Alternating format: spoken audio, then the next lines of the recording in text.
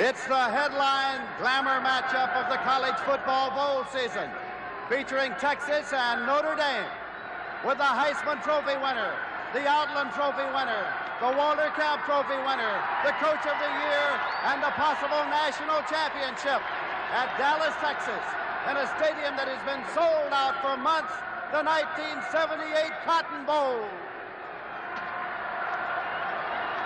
And now let's meet the starting lineups for the Fighting Irish of Notre Dame. The left tackle, number 73, Tim Foley.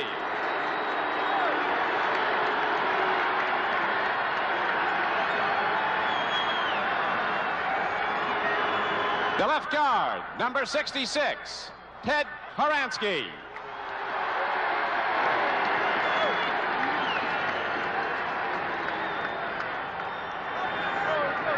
At center, number 56, Dave Hoffman.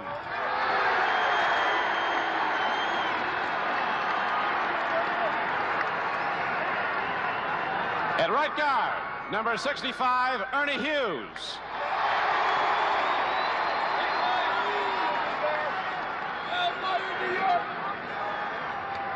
At right tackle, number 71, Steve McDaniels.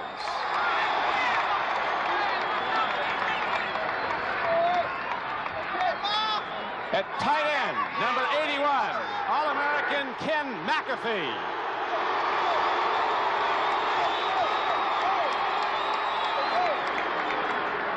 The split end, number 82, Chris Haynes.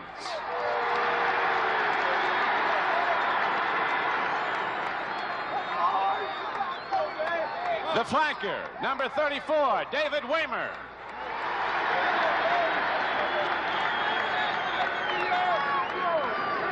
At running back, number 32, Vegas Ferguson.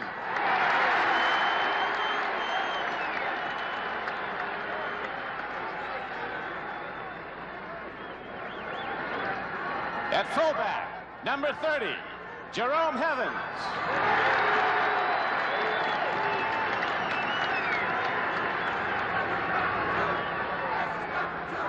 At quarterback, number 3, Joe Montana.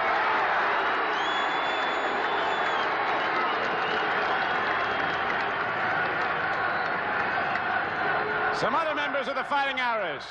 At defensive end, defensive co-captain, All-American, number 89, Ross Browner.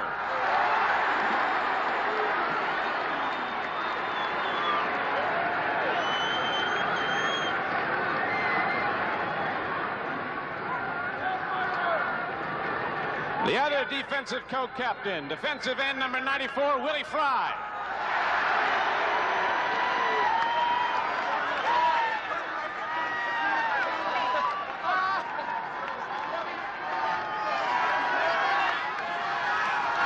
The offensive co-captains, fullback, number 40, Terry Urick.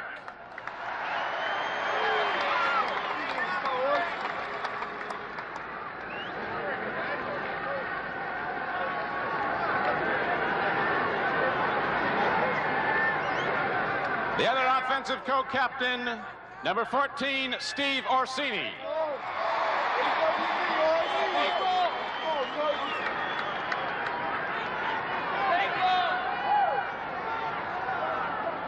The head coach of the Fighting Irish, Dan Devine. And the rest of the Fighting Irish of Notre Dame.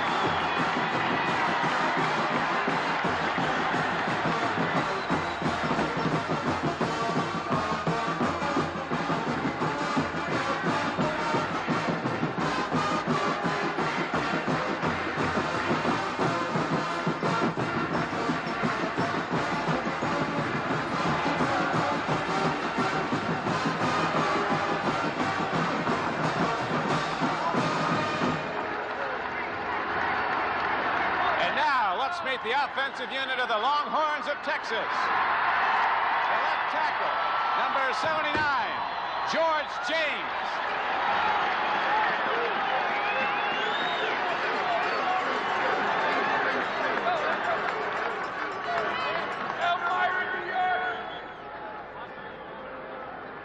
At left guard, number 73, Rick Ingraham.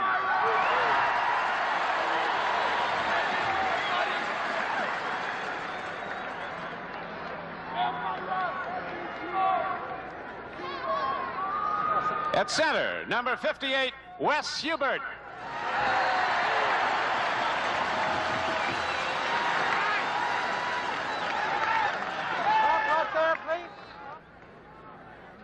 The right guard, number 67, Jim Yarbrough.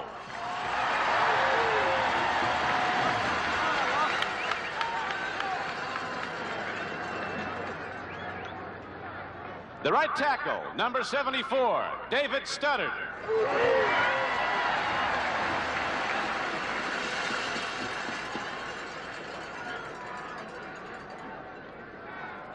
At tight end, number 82, Gil Harris.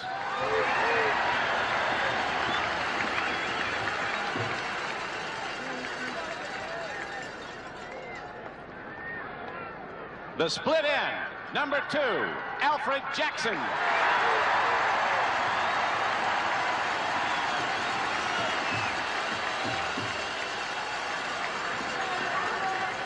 At flanker back, number 26, Johnny Lamb Jones.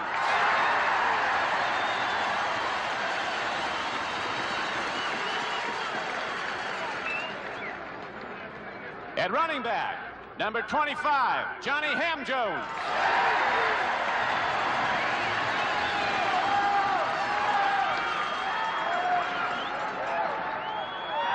At fullback, number 20, the Heisman Award winner, Earl Campbell.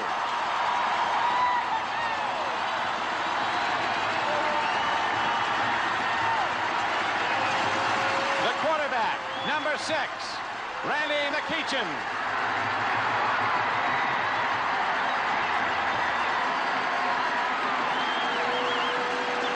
The defensive co-captain, number 77, Brad Shearer, the Outland Award winner.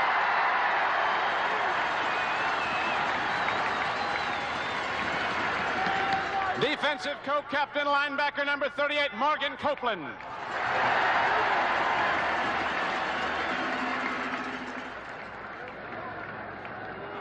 Defensive back, number 27, Johnny Johnson.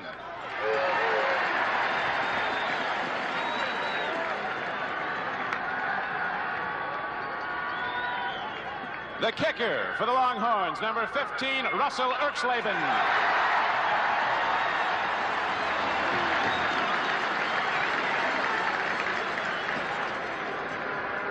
And the head coach of the Texas Longhorns, Freddie Akers. The Longhorns of the University of Texas.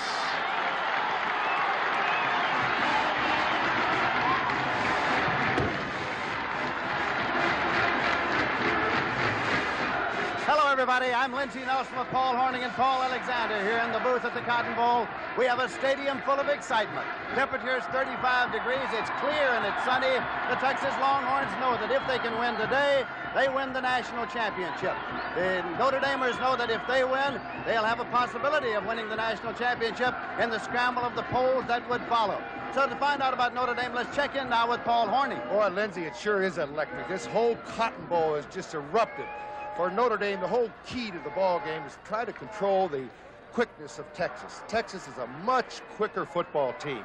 On offense, quarterback Joe Montana will undoubtedly go to his All-American tight end, big Ken McAfee. There he is from Brockton, Massachusetts. And Lindsey, he even looks a little like Rocky Marciano, doesn't he? 6'5½", 255 pounds, a surefire #1 draft choice. He will be double covered all day long by the Texas defense. And as far as the defense for Notre Dame is concerned, another guy who will receive double coverage is number 89, Ross Browner, a consensus two-time All-American, and he's got the job at defensive left end to try to stop Earl Campbell, and nobody has done it yet. Fellow who knows about the Longhorns is Paul Alexander. He is the host of Coach Fred Akers' weekly television show about the Longhorns, Paul.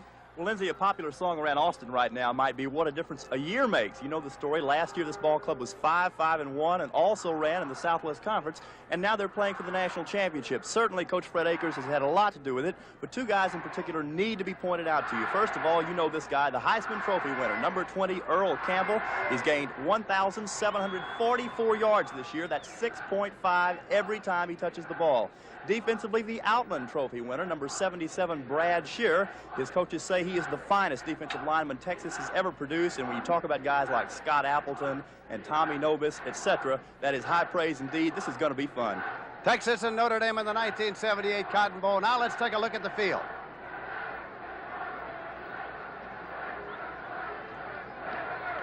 Following the custom of the Southwest Conference, the Cotton Bowl Classic will be opened by a prayer, followed by the national anthem, sung by the Crusader Choir from the Highland Park Presbyterian Church of Dallas, Roger McMurrin, director. They will be accompanied by the Monahans, Texas High School Band, Dan Gibbs, director. The invocation will be given by the Reverend Tom J. Naughton, S.J., president of Jesuit College Preparatory of Dallas. Please rise.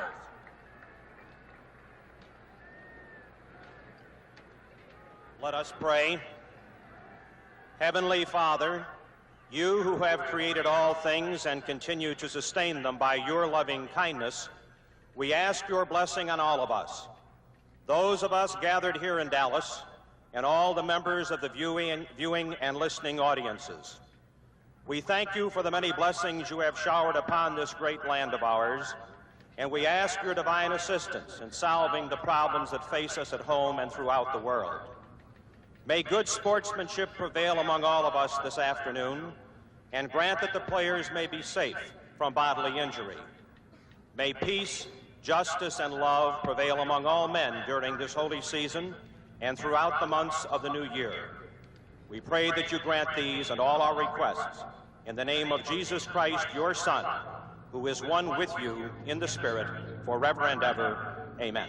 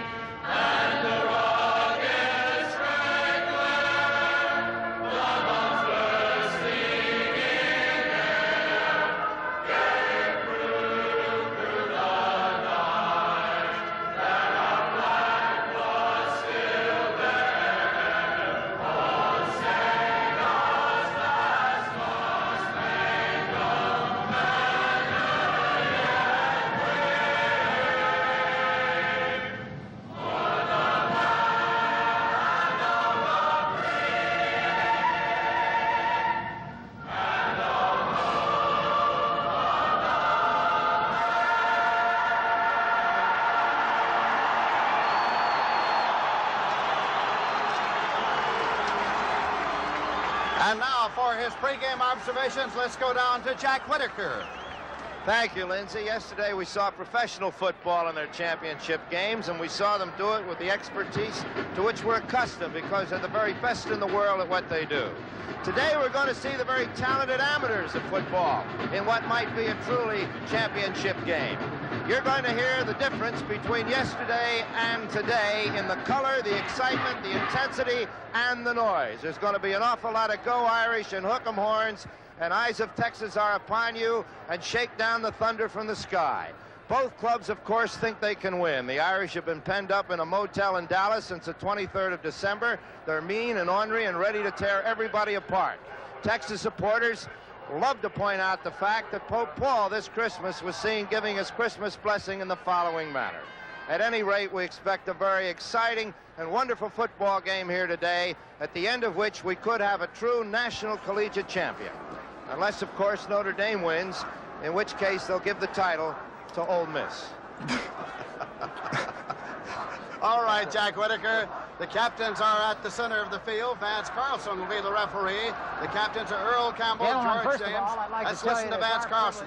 Brigade Officials Association to work this Cotton Bowl Game Classic of 1978. I want to introduce my fellow officials. This is the back judge, Artie Paul.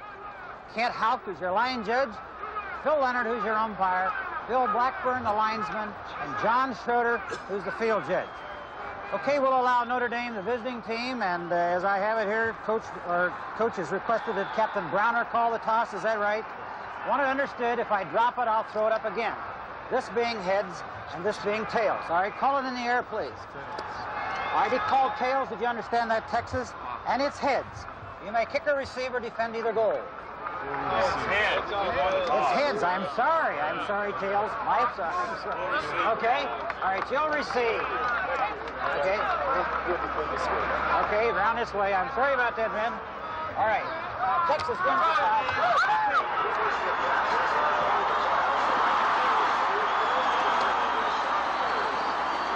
Well, Texas won the toss, I think. And Notre Dame will kick off. Texas will receive. There are the officials. They are from the Big 8 Conference. Vance Carlson, the referee, whom you heard. The captains you saw for Texas were Campbell, James, Copeland, and Shearer. For Notre Dame, Urick, Orsini, Browner, and Fry. They've gone back for their final huddles. What about a final Longhorn comment, Paul Alexander? Yeah, I was talking with Longhorn offensive coordinator Bobby Warmack this morning on the phone. And if you think Texas is a grinded-out football team, 3 yards and a mouthful of nylon, you may be in for a surprise. They expect to throw up to 20 times today. In fact, he indicated that what they would like to do is go deep to Olympic sprinter Johnny Lamb Jones, preferably on the first series. If they throw 20 times, they'll have to bury athletic director Darrell Royal. Paul Horning, what about a final Notre Well, I Dame tell you, comment? I'm looking to that key right away, as Paul said, and the coaches say they're going to try to go to Lamb Jones in the first series of play, so that's very, very important. Lamb Jones, of course, is the world's fastest football player. He can fly, and if they stick to that play-action pass, Lamb Jones will have man-to-man coverage in the secondary. We might see the bomb right in the first 3 plays. Dave Reeve will kick it off. He is from Bloomington, Indiana. Dropping back, you see Jenkins, number 2, dropping back, along with Lamb Jones, the man of whom Paul Horning just spoke. He recently ran 100 meters in 9.85. Was an Olympic sprinter on the relay team, of course. Lamb Jones, and he can fly, and the Texas Longhorns make the most of him. He's talking to Jackson. Alfred Jackson, his teammate, and there is Reeve, and the Cotton Bowl game will be underway in just a moment. We are awaiting the whistle of Carlson, a referee that will start Reeve forward. And here he comes. The ball is in the air. Lamb Jones moves up, and he has it at the 5. Lamb Jones to the 10. Hands it off on a reverse. They bring it back around to the 11-yard line.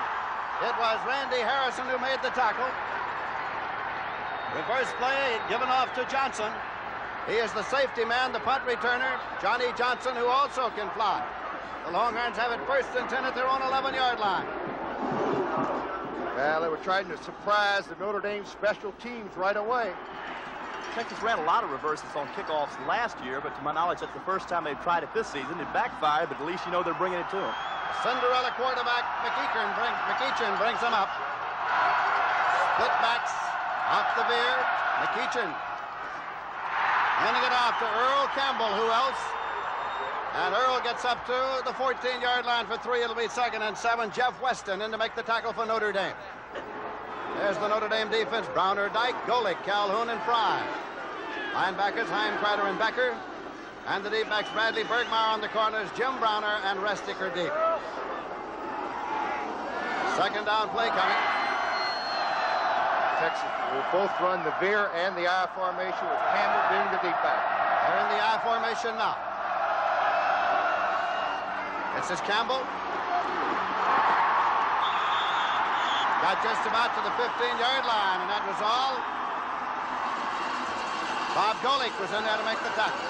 Lindsey, Texas may have to open it up. There is a little bit of a physical mismatch up front. Notre Dame much bigger than Texas, so maybe pounding away is not going to get it. Well, I mentioned at the top of the show, Paul, that Texas is quicker, no question about that.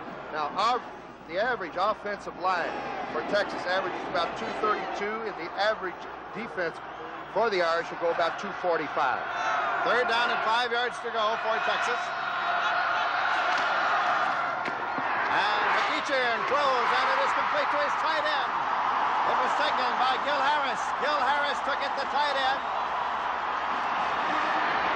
Across the 35. Here it is, play action off the veer. Holds the linebackers with the fake, and McEachern was going to number 82. Gil Harris, his tight end, all the way. Stopped by Joe Resnick. Old Gil's a sophomore from Longview. He's not really renowned as a receiver. He's kind of small for a tight end. He's only caught 8 passes this year, but he's a good clutch receiver, as you see there. First down and 10 yards to go, and the ball's across the 35-yard line. They're in the slot right. Leave it on the ground again to Campbell, and Earl Campbell, the Heisman winner, goes to the 45-yard line. I tell you, he runs like a truck inside and like a thoroughbred outside. He's got it all. Straight handoff off the left side behind good blocking. Rick Ingram and George James on the left side. And you see Campbell doing what he can do best. He slides outside, and he's tough to bring down. Super block by Ingram, wasn't it? As a matter of fact, he's had a knee injury all year long, Paul, and coaches wanted him to sit out this year as a redshirt, but he decided, no way I'm missing this. Second down and a yard to go at the 45-yard line. That's McEachern. Gonna throw it, and going long to Jackson. Bergmeyer covering, incomplete. And simply an incompletion. That's the luxury down, so now it's still 3rd and 1 at the 45. That's the matchup I think Texas is looking for. Ted Bergmeyer, not as quick as both the flankers. Here it is, play action. They fake it to Earl Campbell. Now they've got a matchup of Alfred Jackson against Ted Bergmeyer, and McEachern just comes up a little bit short. Good job of coverage that time by Bergmeyer. The Texas coaches say they have all the respect in the world for that guy. Third down and a yard to go, and it's at the 45-yard line. They got Lamb Jones far to the right side. There's a pitch, and it's loose. It was for Campbell, and the scramble is on, and Notre Dame has recovered at the 31-yard line. Ross Browner on the football. Ross Browner. And he causes a bad pitch. Watch the quickness of Ross Browner on the outside. Now he got the outside position, caused the bad pitch by McEachern, and he goes in and gets the football. All-American Ross Browner doing his thing. Is that guy quick? Look how fast he forced that pitch. First down and 10 for Notre Dame. Outside the 31-yard line, Joe Montana brings him up. Wide receivers left and right. Only Heavens is a running back. That's Waymer across in motion. That's Vegas Ferguson, the tailback. Vegas Ferguson to the 30, picked up a yard. It'll be second down and 9 yards to go. The Texas defense stacked him up at the 30. There's the Texas offensive line, the Notre Dame offensive line. Foley, Horansky, Huffman, Hughes, and McDaniels. Montana, Ferguson, and Heavens in the backfield. Receivers, Haynes, McAfee, and Waymer.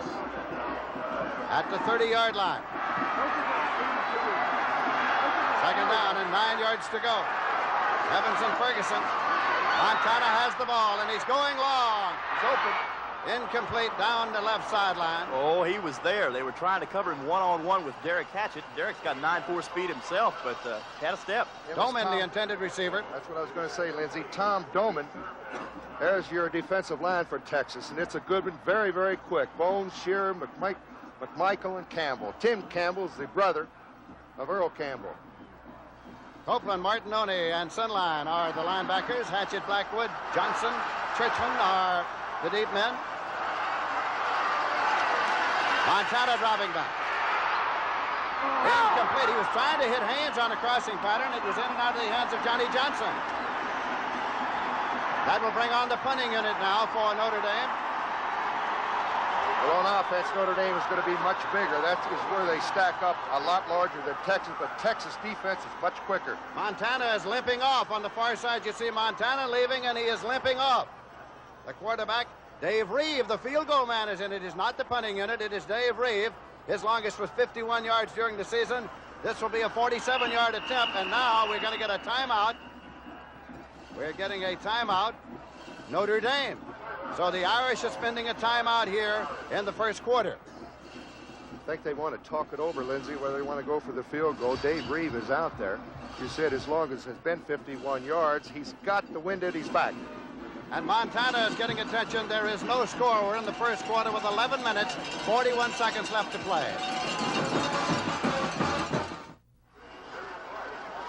It was Montana's right knee. He's talking to Joe Yunus, who is from Dallas, Montana. And now it's going to be a 47-yard field goal attempt for Dave Reeve with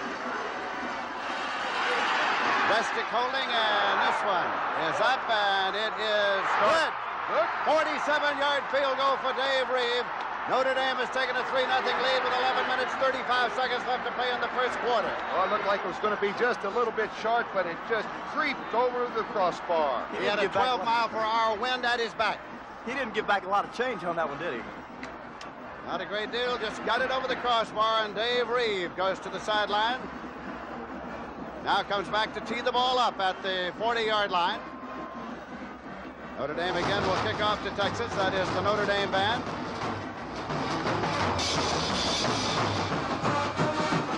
We have all the hoopla, all the glamour, all the excitement of college football here at the Cotton Bowl on a beautiful afternoon. This game has been sold out since what? Since October. Since late October, the Cotton Bowl has been a sellout. Jackson has dropped back with Lamb Jones to receive it once again for Texas. Dave Reeve will put it up. And it's end over end. Lamb Jones, 2 yards deep in the end zone, will not run it out. It's a touchback, 1st and 10 at the 20-yard line. Well, of course, Super Bowl 12 will be coming up on Sunday, January 15th, and it's on CBS. What a matchup, Lindsey. The Denver Broncos, a Cinderella team of professional football. What a job Red Miller has done against the very great football team, the Dallas Cowboys. Can Craig Martin come back and haunt his old teammates? And, of course, the game will be on at 6 p.m. Eastern Time, preceded by an hour-and-a-half version of the NFL Today, all on CBS on January 15th. Now, Texas has the ball. Earl Campbell has carried 3 times for 14 yards, 1st and 10 at the 20-yard line. McEachin is the quarterback. And it is Jones, Ham Jones carrying. Ham Jones to the 50. Ham Jones goes out of bounds at the 40-yard line. 1st and 10. Ed Bergmeyer ran him out. The quickness of Texas, Paulie.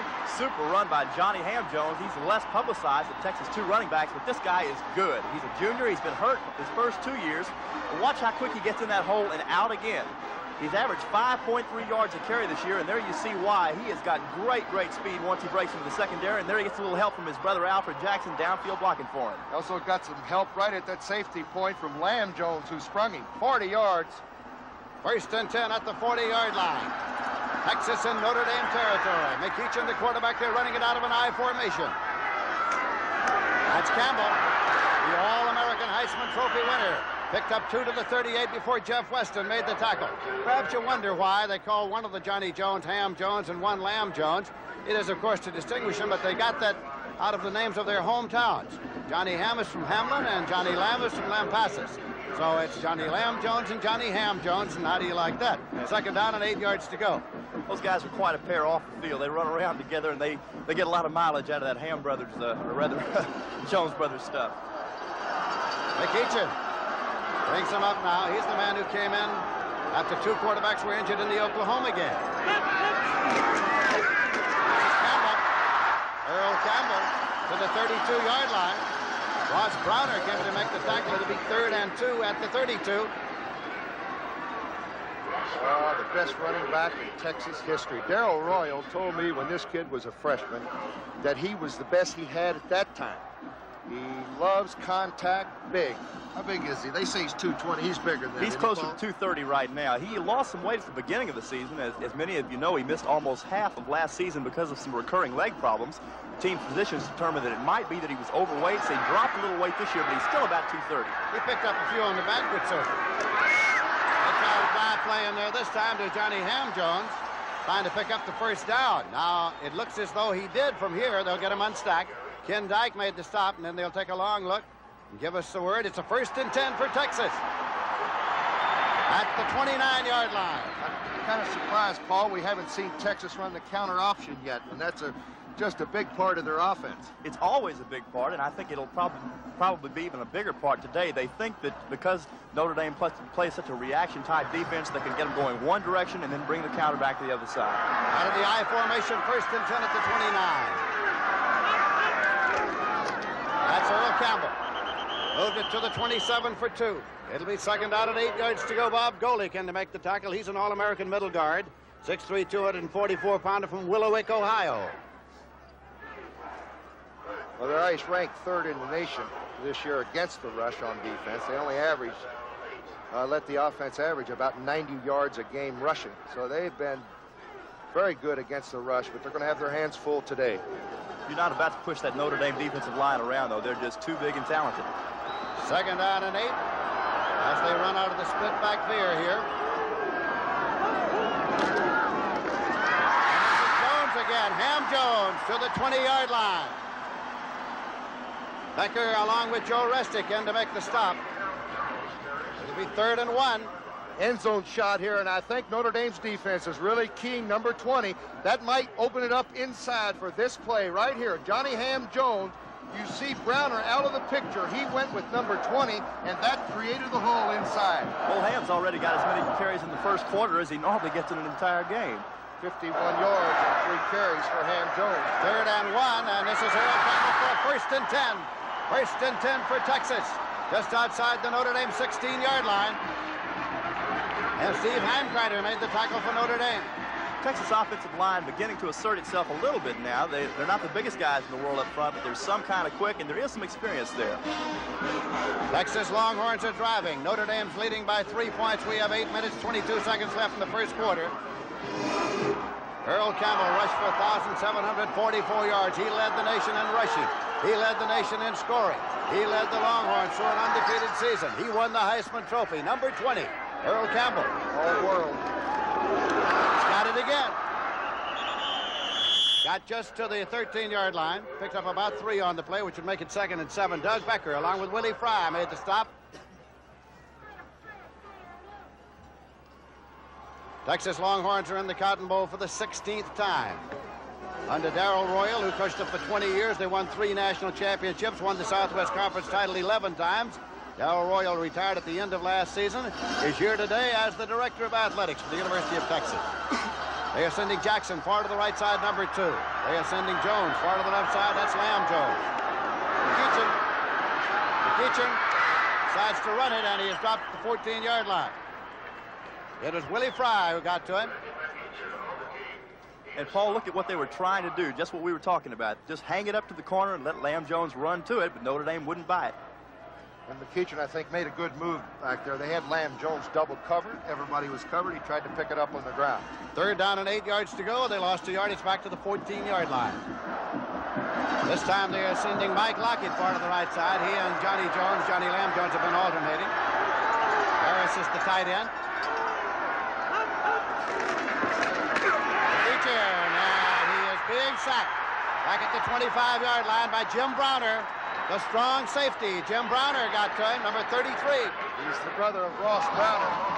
Notre Dame's defense would not go for the fake here. Passing situation. Here comes the safety blitz.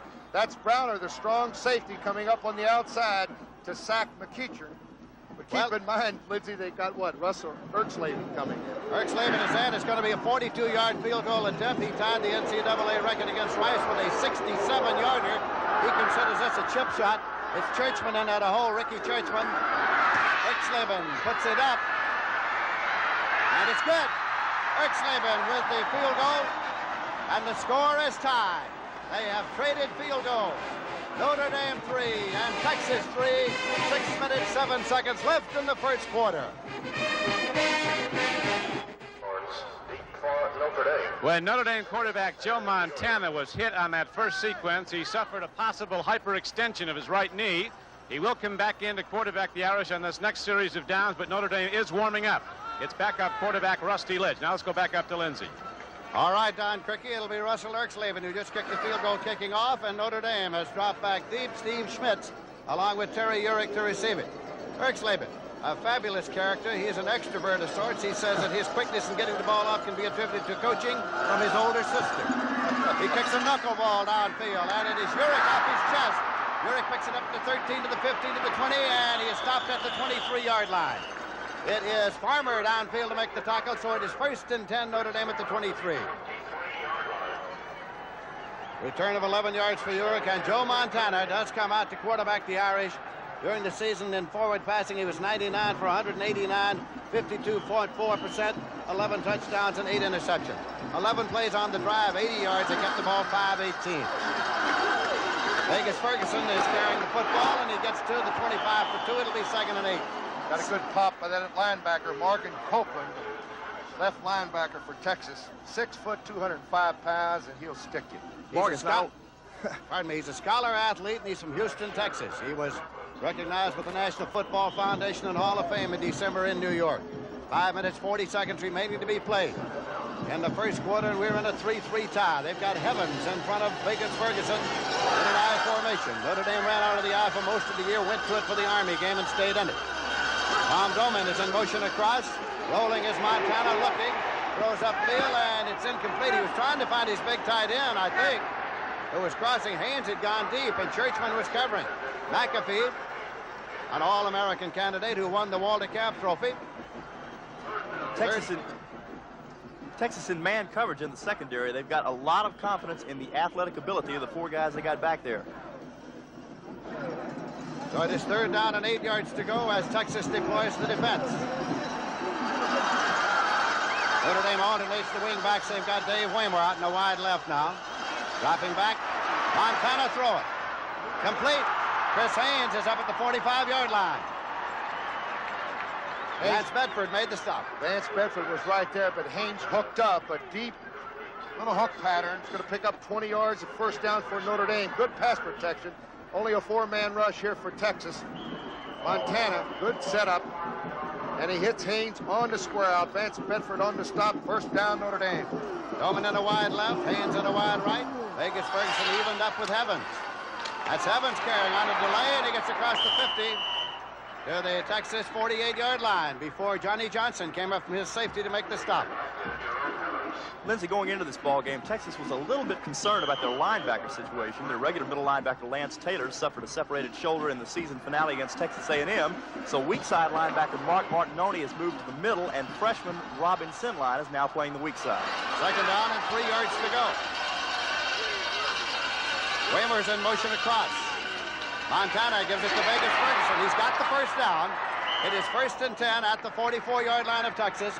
Morgan Copeland from his linebacker spot made the tackle.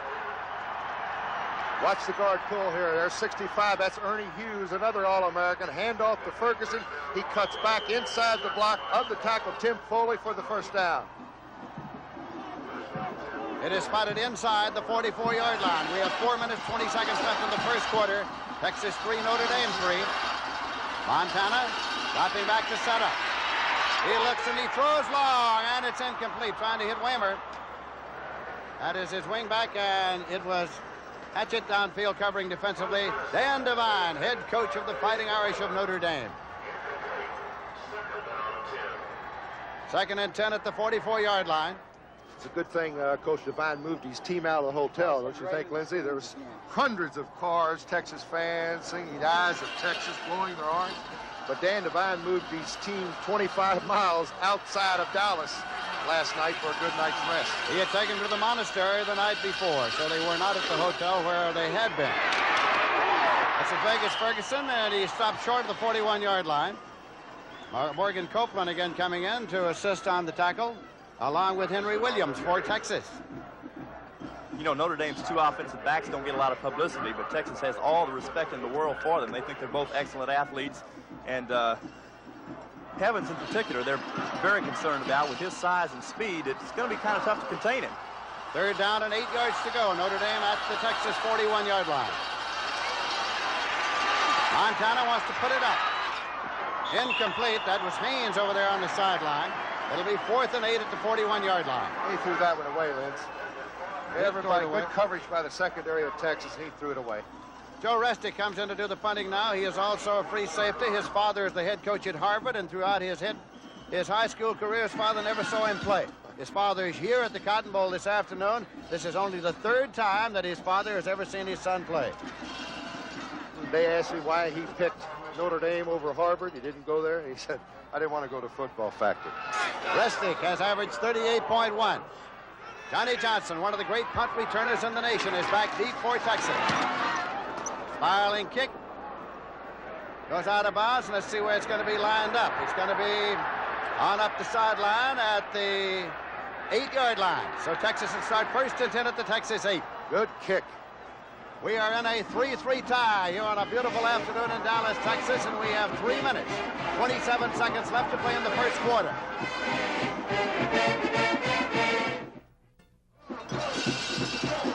It's the Texas band, and what they're saying is, go, Horns, go. And the Horns have the ball at their own 8-yard line. Campbell's carried 8 times for 32 yards. Ham Jones 3 times for 51 yards. McEachern is the quarterback. Gives it to Earl Campbell, his Heisman Trophy winning running back, who moves it up to the 14-yard line. Picked up 6 on the play. It'll be 2nd down and 4 yards to go. Ken Dyke from Maryville, Indiana, made the tackle for Notre Dame. Paul, they use a lot of straight handoffs in their attack with Campbell, don't they? Easy to understand. Easy to understand. When you got a guy that's that big and that fast, he can just cut off the block and take it to him. Paul Alexander is here in our booth today. He is the sports director of our CBS affiliate in Austin. He does the coaches show with Fred Akers throughout the season.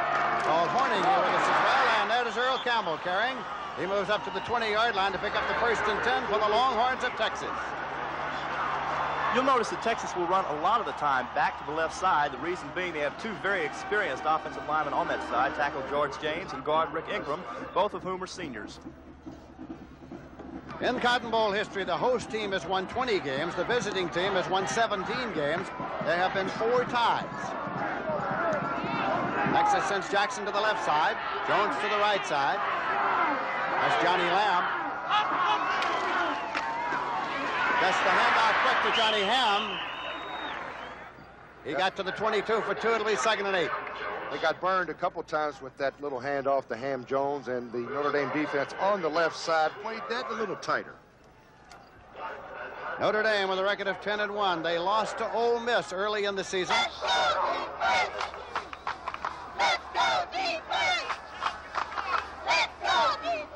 Notre Dame cheerleaders. When Paul Horning was in school, they didn't have female cheerleaders. If they did, they were from St. Mary's across the road. I'd have still been there. They would have been in trouble. 2nd down and 8 yards to go. Rockets in motion across for Texas. Big pitch to Earl Campbell.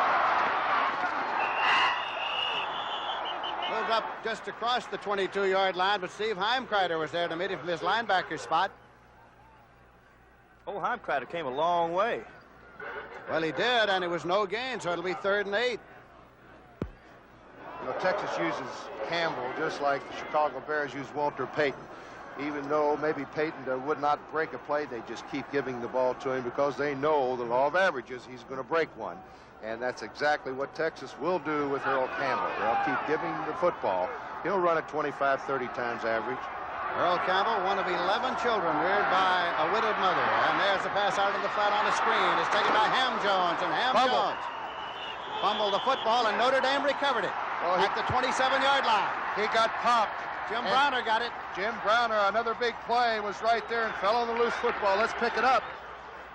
Good execution, actually, by Texas. On the screen, you see Campbell take everybody deep, and there comes Ham Jones.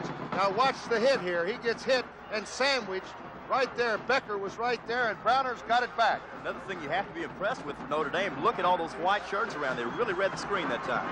1st and 10 outside the 27-yard line. Joe Montana quarterbacking. Evans is the fullback. Vegas Ferguson the tailback. Montana's got it. And he throws to McAfee. McAfee was his favorite target during the year when he caught 54. He took that one to the 17. There's Ken McAfee. He's been double-teamed 2 or 3 times. This is the first pass in his area. He slips down, but good balance. Gets up, and he's wide open. Coming across the field, he gets knocked down by a block by Ricky Churchman. He has great hands, the hands of an artist, because he's an artist. 1st and 10 at the 17-yard line. That's Evans. Jerome Evans bounced off and was stopped at the 16 after a gain of 1. It'll be 2nd and 9. It was Johnny Johnson up to make the stop.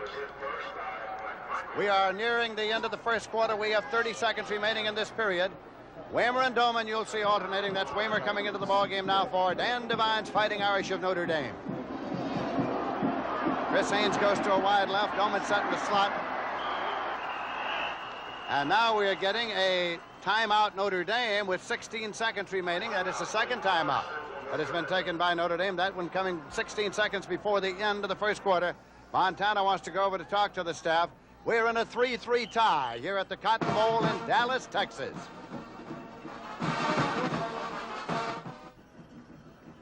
This is Lindsey Nelson with Paul Horning, Paul Alexander, Don Crickey, Jack Whitaker at the Cotton Bowl in Dallas, Texas. We're in the 3-3 tie. Second down, 9 yards to go for the Fighting Irish of Notre Dame at the Texas 16-yard line. Montana is 2 for 7, 31 yards in the air.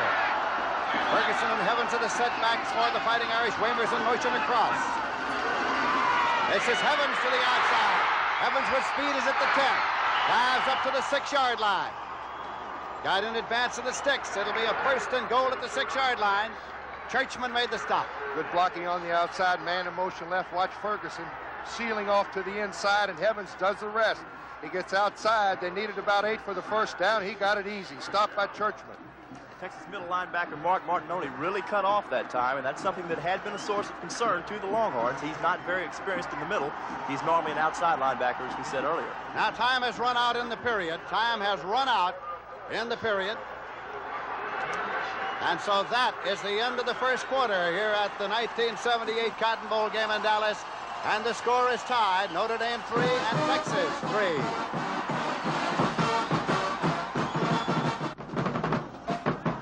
Notre Dame band is moving it up here now as we start the second quarter. It's first down and goal to go at the 6-yard line. Double tight end. Saya's in there. Urick's in the ball game. That's Terry Urick. Touchdown, Urick. Urick took it in from the 6-yard line. He is a co-captain at Notre Dame, and it's the first touchdown of the afternoon. Great blocking off the left side. They pull the guard. It's a cross block on the outside. They caught Dwight Jefferson on the outside, and Urick goes in, just barely brushed. Texas free safety Johnny Johnson was just wiped out on the play. He had no chance. So now Dave Reeve is in to attempt the conversion. Dave Reeve from Bloomington, Indiana. During the year, he was 39 for 44. And the extra point department, Resnick puts it down, it's booted up, and it's good.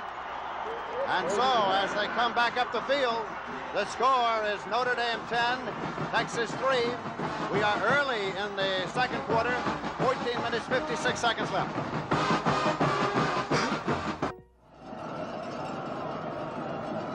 It'll be a kickoff now from Notre Dame to Texas. Dave Reeve will kick off. Alfred Jackson has dropped back, along with Lamb Jones.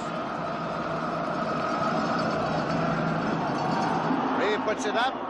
Johnny Lamb Jones from Lampasas at the 9-yard line. He's at the 10, at the 15. Laterally along the 20 and stop short of the 22-yard line, where they'll start first and 10. The 1978 CBS Sports Spectacular in January, the World Light Heavyweight Championship, Cuello and Parloff. And then comes the World Lightweight Championship, Roberto Duran against Esteban de Jesus. I'll tell you, not too many people last with that Roberto Duran. And there'll be the Super Skates and the Hollywood Stuntman competition and much, much more in the 1978 CBS Sports Spectacular. First and 10 now for the Longhorns. Eachern has brought them up. Campbell is in the left set. Instead it goes to Ham Jones, and Ham Jones moves in advance of the 23-yard line. Picked up a couple of yards on the play, make it second down and 8. Here are the first quarter stats. Well, 132 yards by Texas, and they still trail in this ball game by 7 points. Notre Dame picked up 76 yards on the ground. Notre Dame 186 total yards, Texas 127. Notre Dame had the ball 10.5 minutes. Texas had it 4.5 minutes in the first quarter. There's the story of the football That's game. the difference of the ball game so far, Linz. Second down play coming. McEachin's long pass, and Jackson can't get it. In and out of the hands of Bergmeyer. Bergmeyer, 18, covering for Notre Dame. Alfred Jackson, the intended receiver. Bergmeyer again. Here they go, Paul, right after Bergmeyer. No doubt about it. Both wide receivers to the same side that time. They think that with that kind of speed, both of those receivers on the same side, they can put a lot of pressure on the defense, but Notre Dame would have nothing of it that time. This will be a 3rd and 8. Texas in third down conversions is 3 for 5 for the afternoon. Notre Dame is leading here by a score of 10-3 early in the second quarter. They're sending Lockett to a wide left. They're bringing Jackson to a wide right. Campbell is in the left set. Keachern is dropping back. And it's Jackson. Jackson pulls it in at the 37-yard line. 1st and 10 for Texas. Luther Bradley, the All-American cornerback, made the tackle for Notre Dame. Let's take a look at it again. Alfred Jackson coming across the middle, which is something Texas fans love to see, because last year after he suffered some broken ribs, Alfred admittedly was a little bit hesitant to come across the middle. He didn't like getting hurt, but look at him give himself up there. He didn't care anything to get the ball. And he got hurt. I was going to say, Lindsey, he didn't hear the footsteps there. Texas players hurt. That is Jackson, who is down and getting attention at the 37-yard line, where it is a 1st down for the Texas Longhorns. McEachin is 3 for 5 in the air for 36 yards so far this afternoon. So Texas is trailing by 7 as you see Dan Devine along the sideline.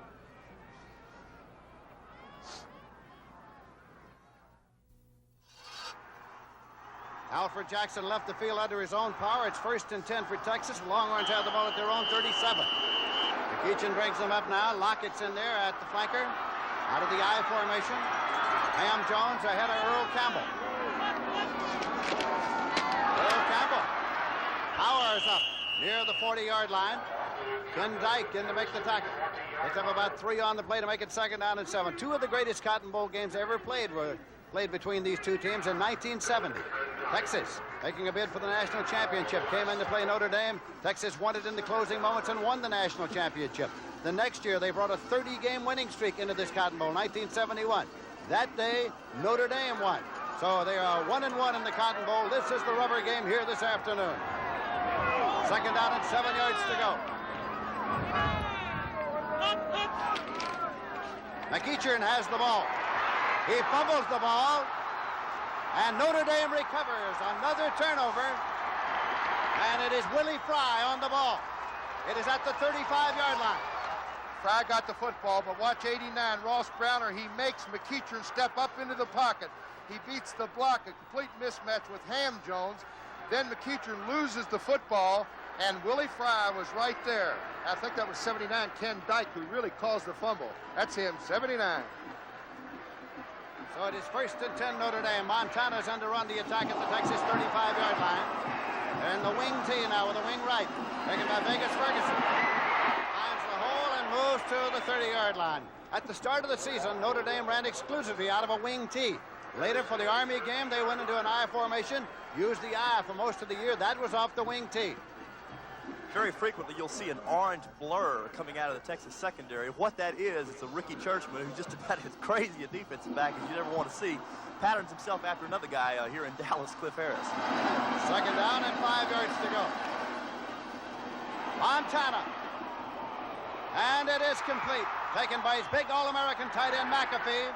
Outside the 21, Ricky Churchman upset him.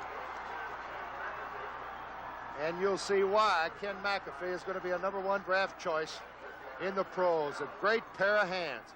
Play action to the right. They got McAfee isolated over here with #8 Ricky Churchman. He just goes up and makes a great catch. We have a correction on the stats we gave you a moment ago. In the first quarter, Texas, total yardage 186, Notre Dame 127. 1st and 10 at the 22-yard line. Doman in motion across. Vegas Ferguson got about a half yard, and that's all. Brad Sheeran, the Outland Trophy winner as America's outstanding lineman, made the tackle. The year before, 76, it was Browner, Ross Browner, who won the Outland Trophy. So we have this year's winner and last year's winner on the field this afternoon. Is he the best that ever played in Texas? That's what they say, but think about the company that we're talking about. Scott Appleton, Tommy Novis, John Elliott. Again, it's Vegas Ferguson. Trying to get to the outside. He's at the 15. Breaks away, gets to the 10, and goes out of bounds. So it'll be 1st down and 10 yards to go at the 10. Johnny Johnson finally pulled him out, along with Morgan Copeland. I'd say Notre Dame just winning the battle of the pits up there, running the football. It's a good hole on the right side. Ground level shot at Vegas Ferguson. He was finally stopped by Johnny Johnson, the free safety. It is spotted so that it is first down and goal to go at the 10-yard line. Notre Dame is leading by a score of 10-3. We have 11 minutes, 42 seconds left in the first half. Chris Haynes is split right. They're running a slot right. That's the wingback in the slot. In motion across. That's Weimer. Jerome Evans. Urick. It is Urick. Urick took it in. Urick had come in there at fullback, and he scores his second touchdown of the day. Terry Urick, senior running back and co-captain. The Notre Dame fans are going crazy, and there are a lot of them here. Watch the blocking on the left side. The same exact play, Lindsey. This time Urick goes outside. He scores his second touchdown of the day. He scored on the same play from 4 or 5 yards out for his first touchdown. Conversion attempt coming now. Dave Reeve is in to attempt it. They move 35 yards in 5 plays after recovering the Texas fumble. Joe Restic will hold. Restic puts it down. Reeve puts it up. And it's good. And so the score is Notre Dame 17 and Texas 3. We have 11 minutes, 37 seconds remaining to be played in the first half.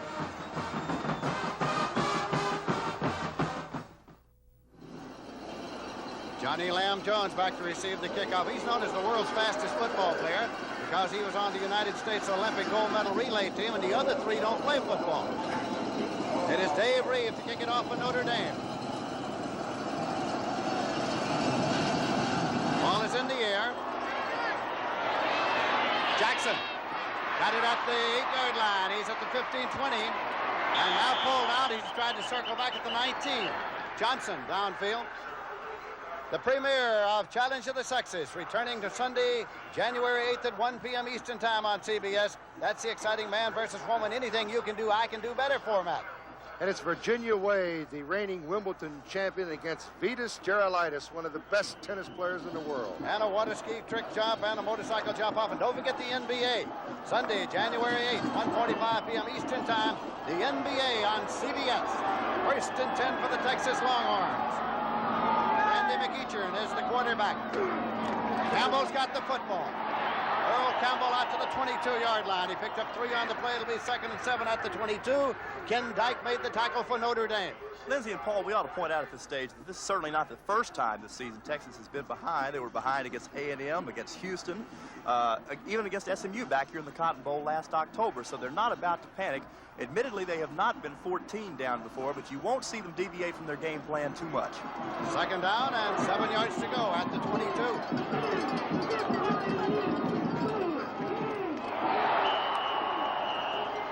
Trying to get it handed off apparently to Campbell. Jim Browner was in there to make the stop, and Becker also on the tackle as McEachern kept the football. And there is no gain on the play. 3rd and 7 at the 22-yard line. This is the 3rd time this year that Texas has played in this stadium. The Texas OU game is always played here. They defeated Oklahoma here. First time they beat Oklahoma in 6 years. They played SMU here. This is their 3rd time in. Almost like a home game. I think they're going to have to go outside a little bit more, Lindsey. They're going to have to start using that counter option and try to get Campbell to the outside. Kitchen, and he is sacked. Kitchen dropped back there near the 15. Ross Browner and Willie Fry, the bookends met. Well, Ross Browner had 18 sacks on the year. Just a complete domination up front right here by the Irish defense. McEachern doesn't have a shot here. Here comes Browner, and there's Fry. That'll bring on the punting unit, and that's Russell Erxleben, who averaged 45.9, and his longest was 71 yards against Oklahoma. Lindsey, he'd have won the national championship, but he didn't punt enough times to qualify for it. Standing near his goal line, Schmitz and Bergmeyer are deep. Hits across the 50, rolls out of bounds on Bergmeyer's side. No return at the 40-yard line, 1st and 10. So now, Notre Dame gets the ball in good field position. They get it 1st and 10 at their own 40. It is Notre Dame 17, Texas 3, a 45-yard punt.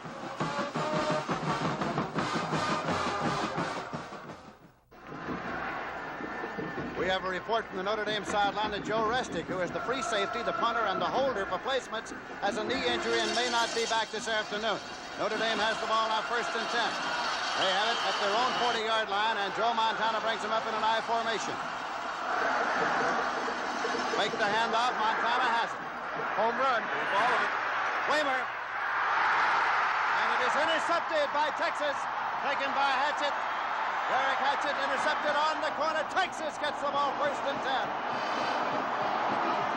I'll tell you, this is a great turnover for Texas. In fact, this is Notre Dame's first turnover, and they went for the bomb. He had a step on the man, and Hatchett just makes a great interception. Hatchett is so quick that he can give up a step and still recover. He's probably Texas's best defender in terms of man-to-man coverage. They will always put him on the other team's best wide receiver. The receiver, Dave Waymer, was shaken up for Notre Dame, but left under his own power. You're looking at the Texas sideline now as the Longhorns have the football. Well, that turnover really didn't hurt Notre Dame as much as the turnover has hurt Texas.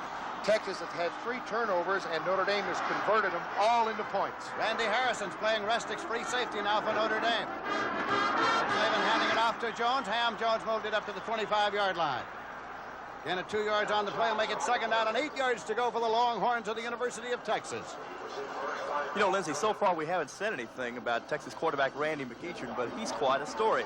As you probably know, he was actually the Longhorns' third-team quarterback going into the season, but after both Mark McBath and later John Awney both went down with leg injuries in the Oklahoma game right here in the Cotton Bowl, McEachern was pressed into service, and what a job he's done. I know what he was last year. He was a spotter for the radio announcer. It's second down and 8 yards to go. Campbell is carrying to the 29-yard line. Bob Golick in to make the tackle. It'll be third down and 4 yards to go.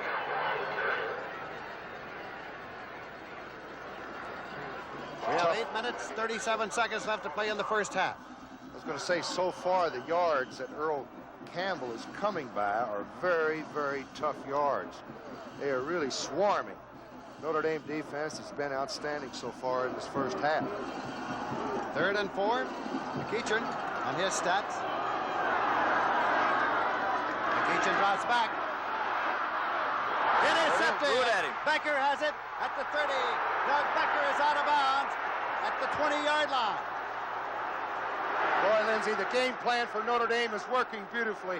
They were hoping to get Texas in a throwing situation and just hope that McEachern would try to throw it up for grabs. And Doug Becker makes the 4th turnover for Notre Dame here in the first half. James made the tackle. Here it is. McEachern steps up. He's trying to throw a little pattern to his tight end, Gil Harris.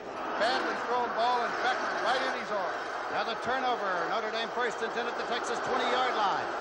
Motion across from the wingback. That's Waymer. Jerome Evans, and he is at the 17-yard line. Martinoni, the middle linebacker, made the tackle. Gained 3 yards on the play. It's second down and 7.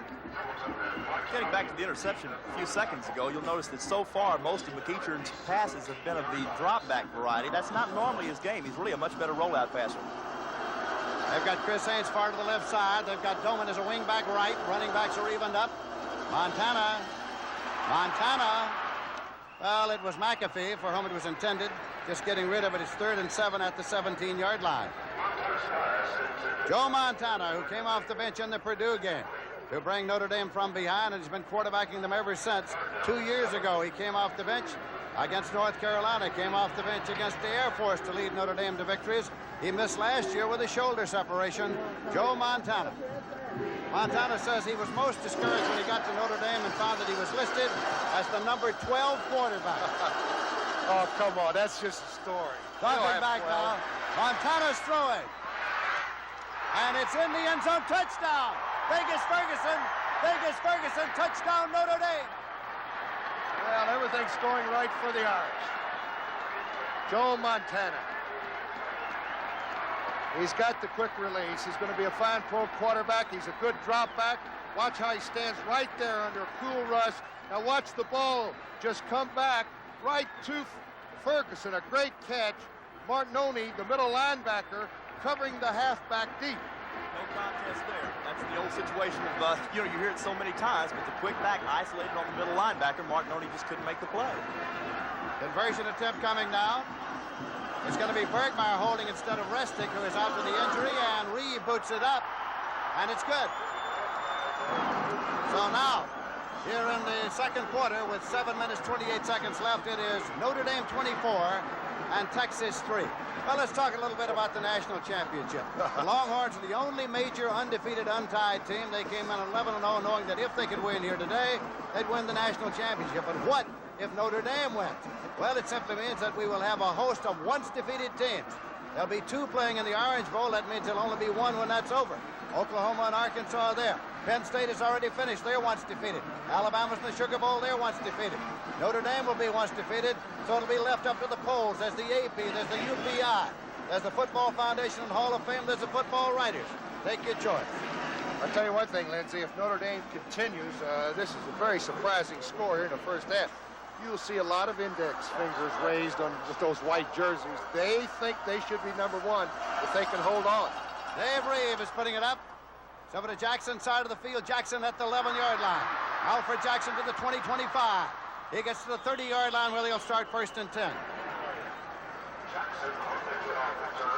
We'll televise the final rounds of the Grand Prix Masters from Madison Square Garden in New York. The field of 8 headed by Guillermo Villas, Jimmy Connors, and Bjorn Borg. Yeah, and the first prize in that one, Lindsey, is only 100 big ones. Thought that might get your attention. The Grand Prix Masters Tennis Championship on CBS. First down and 10 yards to go for the Longhorns of Texas at the 30-yard line.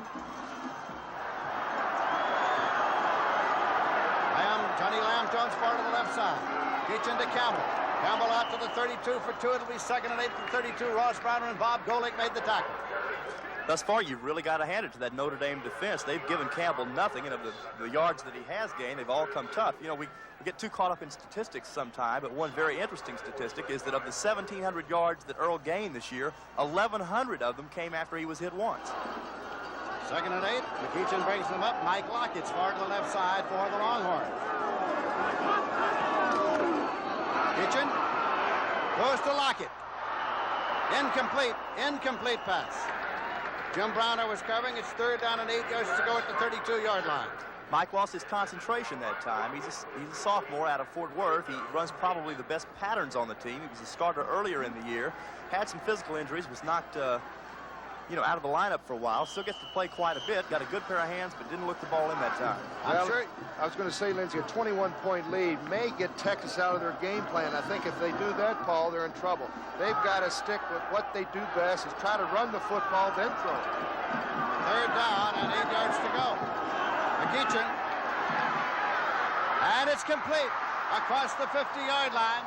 Taken by Gil Harris, the tight end. Jim Browner made the tackle. 1st and 10 for Texas. Super catch by Gil Harris this time. Watch him just go forward and find the seam in between the corner and the safety.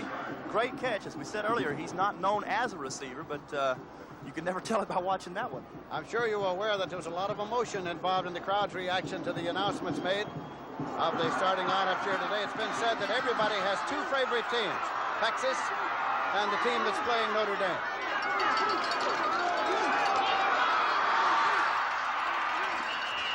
Johnny Jones carried. Steve Heimkreider in to make the tackle. 2nd down and 5 yards to go at the 45-yard line. That is Johnny Lamb Jones coming back onto the field now. Lockett is coming off. We have 5 minutes, 54 seconds remaining to be played in the first half. Jackson is going to the left side. Johnny Lamb Jones is coming to the right side.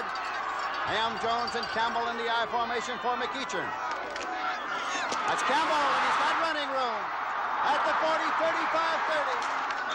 A Heisman Trophy winner down to the 27-yard line. 1st and 10 for Texas. That's the Longhorns' bread and butter. Right here. And they need to have Earl Campbell spark this football team, Paul. This may help. Earl Campbell showing what he can do the best. He goes inside or outside. Randy Harrison came up from his safety to make the tackle. And you'll notice that was out of the I formation, and that's a formation that Texas will go to more and more the more they're in trouble. They think if they line Earl up 7 yards deep, give him that much momentum, he's kind of hard to stop. Well, he is kind of hard to stop. In the I formation once again. Earl Campbell's got the ball.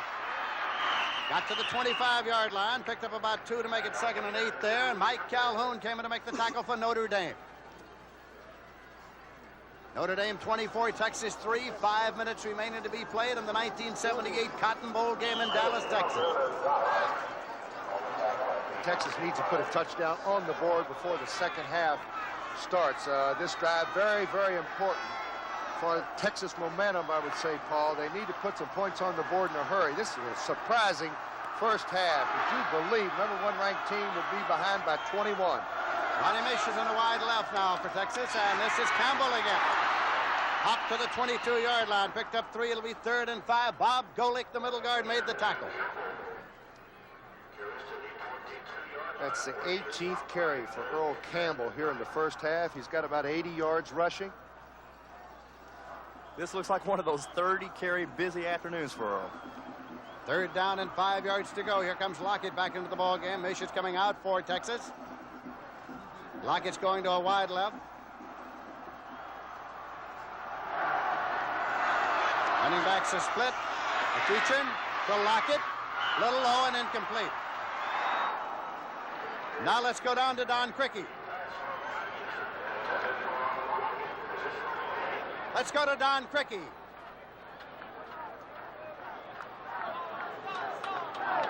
Well, we didn't go down to Don. Well, we go down to Don Crickey later. Isn't that a nice coat he has on? Looks one Paul Horning had early in the day. Take care of my man Don. Keep him warm down there on the sidelines. Erxleben is in to attempt a field goal. Keep in mind, he's booted one for 67 yards. It's going to be Churchman holding for him, and this will be a 39-yard attempt. Churchman puts it down, and it's blocked.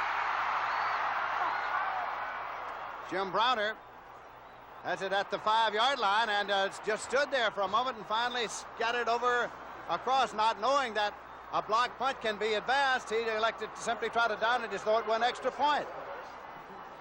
This ball just poorly kicked by Erxleben, as you'll see. Just a very low trajectory on the ball. The protection really pretty good. As you see, it was just kicked very poorly. Russell missed the last 2 games of the regular season with a leg injury, and perhaps it's bothering him now. And here's Jim Browner going after the football. He thinks it's a dead football, but Notre Dame has it inside their own 10 at the 6. 1st and 10 for the Irish at the 6-yard line. Joe Montana is still quarterbacking. This is Vegas Ferguson. Vegas Ferguson gets it up there just short of the 9-yard line. Clock is running with 3 minutes, 35 seconds left to play in the first half. Notre Dame is leading Texas 24-3. It'll be 2nd down and 7 yards to go. Martinoni, Hamilton, and therefore Texas. At least 5 number 1 draft choices in this football game. At least 5, and one pro general manager told me 7 in this game today. Running room. Taken there by Evans, and he moved it out to the 20-yard line.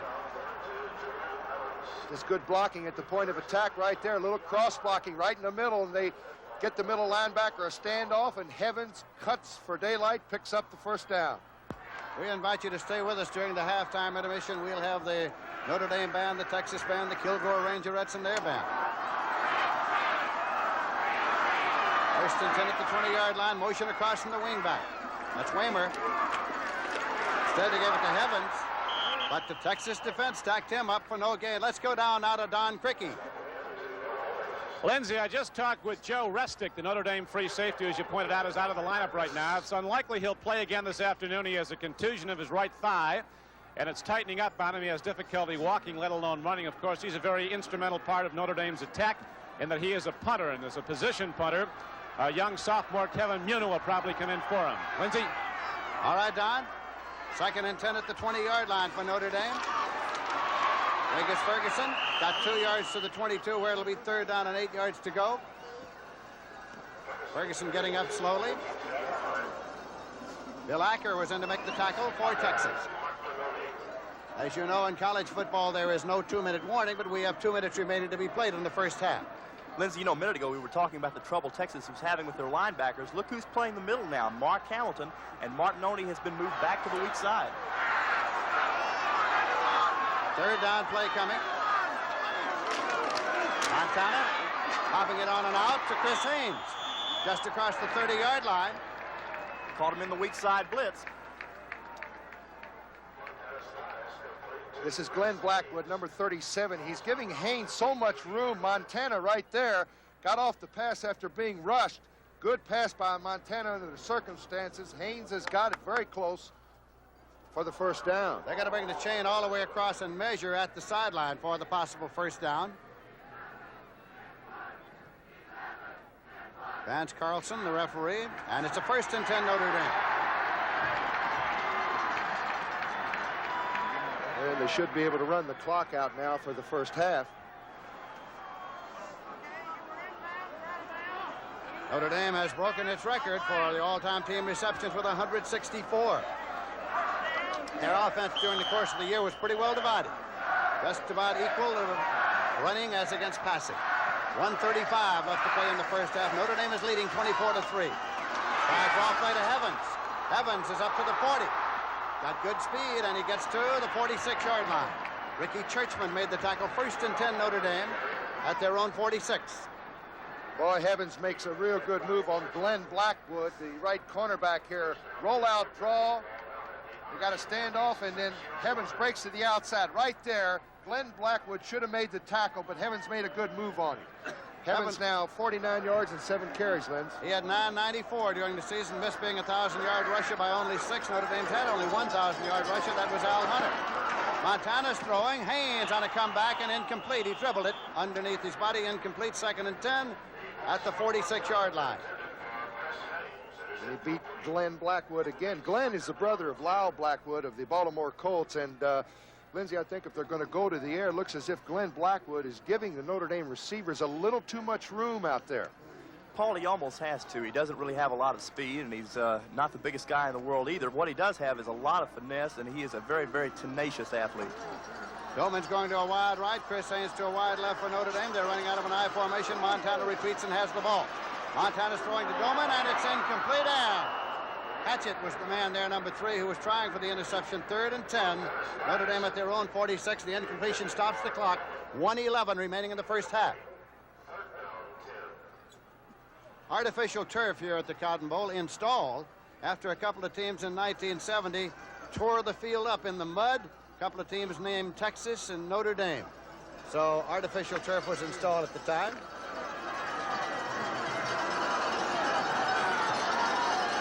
Lone setback now for Notre Dame. Now the draw play.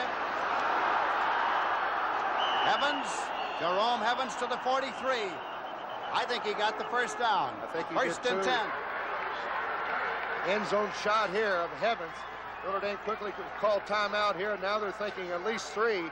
Evans just picks his hole beautifully, and he comes up with the big first down for the Irish. Super block by the Irish center, Dave Huffman, on middle linebacker Mark Hamilton. I hate to keep harping on this, but Texas is getting hurt in the middle.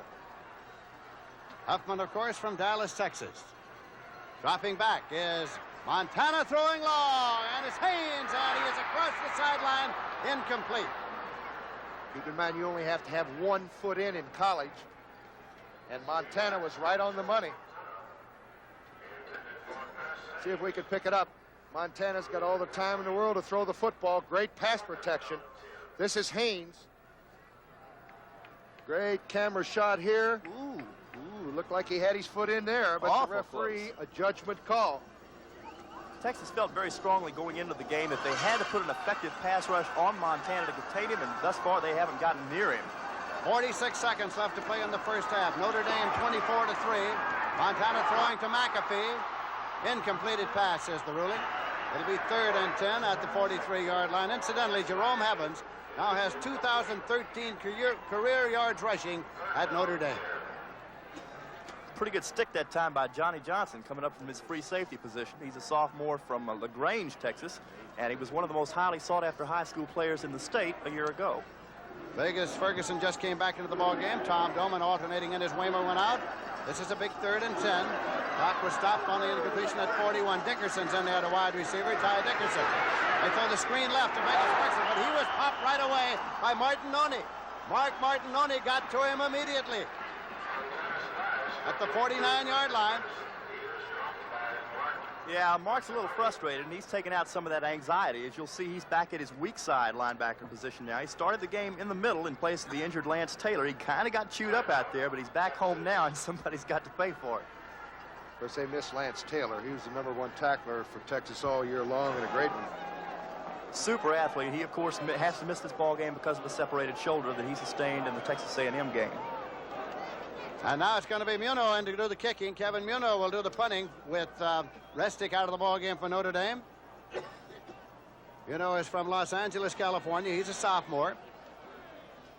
You see one of the fine punt return men in America dropping back, Johnny Johnson. This is going to be a treat. This guy's returned 44 punts this year, which is an all-time Texas record. He's returned them at about 12 yards a clip, which ain't too bad. And many times when he drops back there, the Texas band will strike up the Tonight Show theme and go, "Here's Johnny." Took one, 52 yards back against Virginia. He's very dangerous. Kevin Muno in deep punt formation with 28 seconds remaining in the first half. Notre Dame 24, Texas 3. I'd go after it. I'd try to block it. Got to. They're rushing 10. Muno puts it up high and short. There'll be no return. It is out of bounds at the 32-yard line. It was a 19-yard punt, so it'll be 1st and 10 now for Texas to see what they can do in the remaining 22 seconds in this half. And again, we invite you to stay with us during the halftime intermission when we'll be entertained by the Notre Dame band, the Texas band, the Kilgore College band, and the Kilgore Rangerettes. Lockett's going to a wide left. Jones is set in the slot left. Connie Lamb Jones, that is Earl Campbell on a delay, and Earl Campbell rambles through to the 42, and I think he's got the first down. Willie Fry made the tackle. Notre Dame in a prevent defense now. 3 down linemen. Texas quickly calls timeout. 15 seconds to go. 24-3. Very surprising here in the first half. Notre Dame's defense has kept Texas from the end zone, and Texas ranked 3rd in the country in scoring just under 40 points a game. This is a charged Texas timeout. The Cotton Bowl record, incidentally, for runs from scrimmage is 95 yards. It was Dickie Magel for Rice against Alabama in the 1954 game, and that has stood up through the years here at the Cotton Bowl in Dallas. Did you see that one from this booth? I saw that one from this very booth. This booth is just like it was then. And I think congratulations, Paul, in order for our boss sitting to the left, Lindsey Nelson, the voice of the Cotton Bowl. 18 years. This is Lindsey's 18th Cotton Bowl. I'll tell you what, just hanging around him this week here in Dallas has been a lot of fun. Incidentally, here's a halftime score that'll interest you. At the end of the first half, Alabama 13, Ohio State nothing in the Sugar Bowl. Woody's not going to like that. Woody's not going to like that at all. Dan Devine, the head coach. And we're going to try to have a few words with Dan Devine as his team leads the field here in just a few seconds. 1st and 10. McEachern. Oh, Lamb Jones. Lamb Jones has got it. 1st and 10 at the 25. 8 seconds on the clock. They call timeout immediately to stop it. A big play for the Texas Longhorns, who won on that board once again. Paul and Lindsey, this is exactly what they've been trying to do all day long. Just the streak pattern to Lamb Jones, and nobody's going to streak with him. What they're trying to do is get a one-on-one situation between Lamb and the strong safety Jim Browner, because quite frankly, they think Browner is the weak link in the Texas secondary, or rather the Notre Dame secondary. He might have pulled a hamstring, too. He's being helped off. And they need his speed in the second half, being down by 21. Those sprinters are very, very delicate animals, and I guess when your hamstrings are strung like his are, it doesn't take much to throw them out of whack. Let's see if we can pick it up, Paul. He goes up. Had to turn back for the ball, and that's probably what caused it. Right there he pulled it after about the first couple of steps. Yeah, definitely. See him hold on to his left side? No doubt about it, left hamstring. 34-yard pickup on the play. We'll identify the Pauls. We're hearing a lot of Pauls here in the booth this afternoon, so we'll identify them. There's Paul Alexander and there's Paul Horning. Paul Alexander from Austin, of course, is the host of Coach Fred Akers' show. He is the sports director of our CBS affiliate. Paul Horning is from Louisville, Kentucky, and other points. Louisville's my home. 1st and 10 at the 25-yard line. McEachern putting it up, and it's Jackson. Jackson's got it. incomplete. He had it just for a moment. That is Bradley covering. Jackson had it just for a second. It's an incompleted pass. I'll say one thing about Texas. Their passing offense is just go for the home run. They don't fool around with little turn-ins and turn-outs. They throw it to their speed men. Jackson had the football right in his hands, could not hold on. Difficult catch, admittedly, but he's the kind of guy that's been making just that kind of catch all year long. And it's we're at the stage right now where Texas really needs it. Andy Mish has come back into the ball game now for Texas. It is 2nd down and 10 at the 25. 2 seconds on the clock. 2 seconds remaining to be played in the first half of the 1978 Cotton Bowl. McEacher, time has run out. Incomplete. Penalty marker. Hold it. Hold it. There's a flag. It's going to be against Jim Browner. There is a flag. It's going to be against the strong safety on Notre Dame's defense. The clock had run out, but the game, the halftime, will not end on a penalty. Cannot end on a defensive foul, and so now the officials are in conference, and that is Vance Carlson. Let's hear it. That's an offense. Notre Dame, first down. First down for Texas. First down on the pass interference. It is spotted at the 13-yard line. Forget the field goal. They're going for it. They're going to go for it to try to get a touchdown on the board. They're trailing 24-3. They get this play. Time has run out on the clock, but they get this play. It cannot end the period on a defensive foul. Now Notre Dame calls a timeout. Notre Dame has called a timeout. What's happening? Doug Becker, the defensive captain who calls the play, he's on his way over to talk to George Kelly and Dan Devine over there. Kelly handles the defense from up here in the press box, and I'm sure they're going to go over a little strategy right there. Joe Yanto to his left, and there's Fred Akers talking to his quarterback, McEacher. Fred Akers, of course, almost everybody's coach of the year in his first year at Texas. He played his college football at Arkansas. He was a great high school coach, and then came to Darrell Royal's staff. He went out to Wyoming, coached 2 years at Wyoming last year, had his team as co-champions of the Western Athletic Conference in the Fiesta Bowl, where they were rolled over by Oklahoma. But then he went to Texas. He ditched the wishbone, put in the veer, his eye, told Earl Campbell to get from 235 down to 220, and he has him in here undefeated. Lindsey, I think that was the first penalty of this ball game. Yes, it was. The first penalty of the ball game coming as time runs out, giving Texas one more shot to throw it up in the end zone.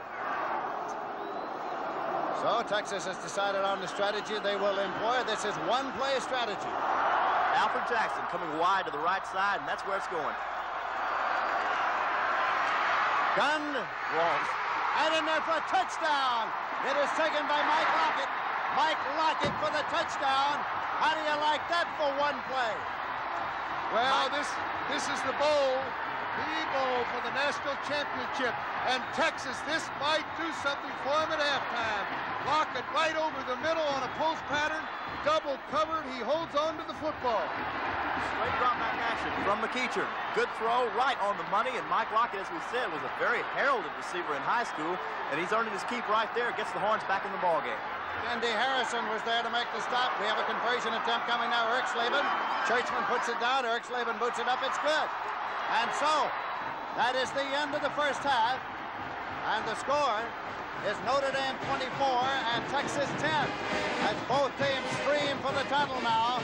Both teams streaming for the tunnel as Texas scored on the last play of the first half to cut the lead. It is Notre Dame 24 and Texas 10 at the end of the first half. Notre Dame having taken an early lead, but Texas having stormed back here in the closing moments of the period. Psychologically, Lindsey, I think that's going to be a great boost for the Texas Longhorns. They're going to go in that locker room. Let's go down to Don Criqui. All right, here is Dan Devine. Dan, that was a dramatic comeback by Texas late in the second quarter. Well, they have a team with a lot of pride, Don, and we're afraid that they would do that. That's a good play by Texas. We had man coverage and the blitz on, and they got the ball off and got a very key score. Now, I know coming into the game, you and your coaches and your players were very confident about beating Texas. Did you expect it to be like this at the half? Well, we weren't very confident, Don. We felt we'd worked hard and that we had a good football team. We know Texas is #1, and a lot of ball to be played yet this half. I think it's going to be a great football game. We've got to kind of regroup ourselves. We have the lead, but Texas has the momentum. All adds up to another great college game. I think everybody's going to stay tuned. Good luck. Thank you. Dan Devine, the coach of Notre Dame. Now let's go back up to Lindsey Nelson. All right, Don Cricky, it's halftime here, and we're ready for the halftime pageantry, and this is the Fighting Irish Band, Notre Dame. The Notre Dame Band of the Fighting Irish is under the direction of Robert O'Brien. Assistant directors are James Phillips and Reverend George Wiskirchen.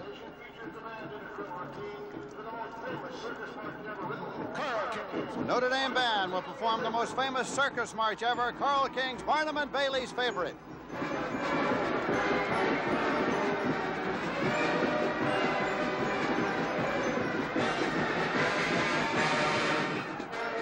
Feature of the Notre Dame Band.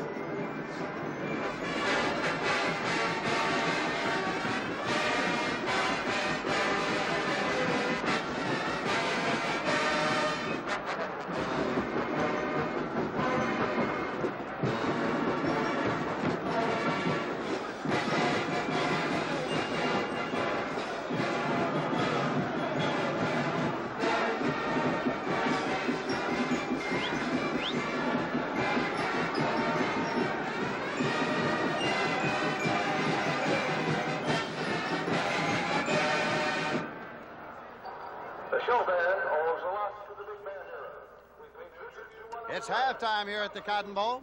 Notre Dame is leading by a score of 24-10. The Notre Dame Band is on the field. Halftime, and Notre Dame is leading Texas by a score of 24-10.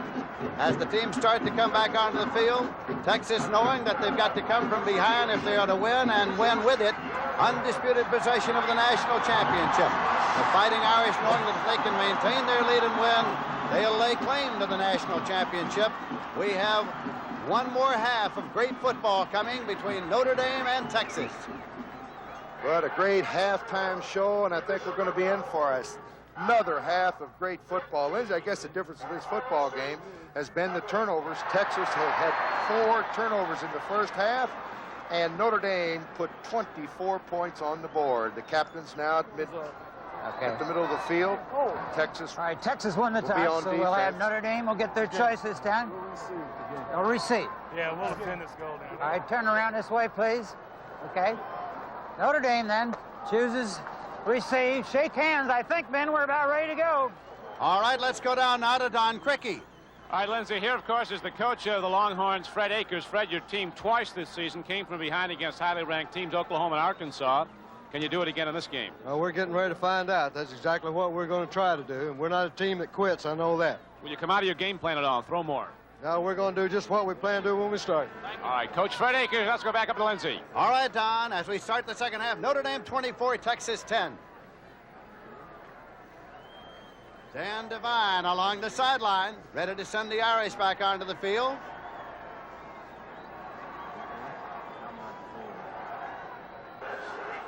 Terry Urick is back there with Steve Schmitz to receive the second half kickoff. Russell Erksleben will kick it off for Texas. Teed up on the 40. He might kick it between the goalposts from there. Just in case he does, it does not count as a field goal. This is a kickoff. 24-10. Notre Dame is leading as we start the second half. Erksleben is waiting for the whistle of referee Vance Carlson. The start forward, and there it is. Down into the end zone. Urick will not run it out. Touchback, first and 10 at the 20-yard line. You know, Lindsey, if I were going to guess, there's the first half statistics, and actually Texas outgained Notre Dame by over 50 yards, but as we were talking about, those 4 turnovers has been the difference in this ball game. So now Notre Dame with Joe Montana at quarterback. I think Freddie Akers had to tell his Texas team at halftime, Paul, this is the most important defensive series for us right now. We've got to stop Notre Dame, hold them deep in their territory, and get good field position. He said some other things, too. Jerome Evans carries for Notre Dame, 6 yards out to the 26 where it'll be 2nd and 4. Ricky Churchman up from his strong safety to make the tackle along with Mark Martinoni. Paul and Lindsey, this Texas team is a very emotional ball club. They're also an extremely close team. You always get the feeling being around them that they genuinely like each other. And they take the situation very, very personally. We look for them to pull together. 2nd down, 4 yards to go for Notre Dame. Running draw, and it's Vegas Ferguson. A yard short of the first down at the 29, where it'll be 3rd and 1. Steve McMichael in to make the tackle. McMichael in to make the tackle for Texas. There's your quarterback comparison first half. McEacher 6 out of 12, 107. Montana 6 for 17, 56 yards. Both threw for 1 touchdown. Again, the turnover's the difference. 3rd down and a yard to go, and the Texas defense is being exhorted by the crowd here. But it's a 1st and 10 as Jerome Evans picked it up just across the 30 for Notre Dame. It was Johnny Johnson up from his free safety to make the tackle. I could also guess what Dan Devine said at halftime, and he says, boys, we've got 30 more minutes of football. We've got a 2-touchdown lead. If you want the national championship, go get it. Notre Dame 24, Texas 10, early in the 3rd quarter. On a beautiful day at the Cotton Bowl. Again, the running draw, and it's Vegas Ferguson. Well, he lunged for a couple of yards up there to the 37-yard line, where it'll be 2nd and 3. Copeland and Martinoni made the stop. And they're controlling the line of scrimmage right here. You see Huffman with a great block, right? He took the man, the nose guard, and made a good block. Ferguson keeps his balance here. Good running by Vegas Ferguson.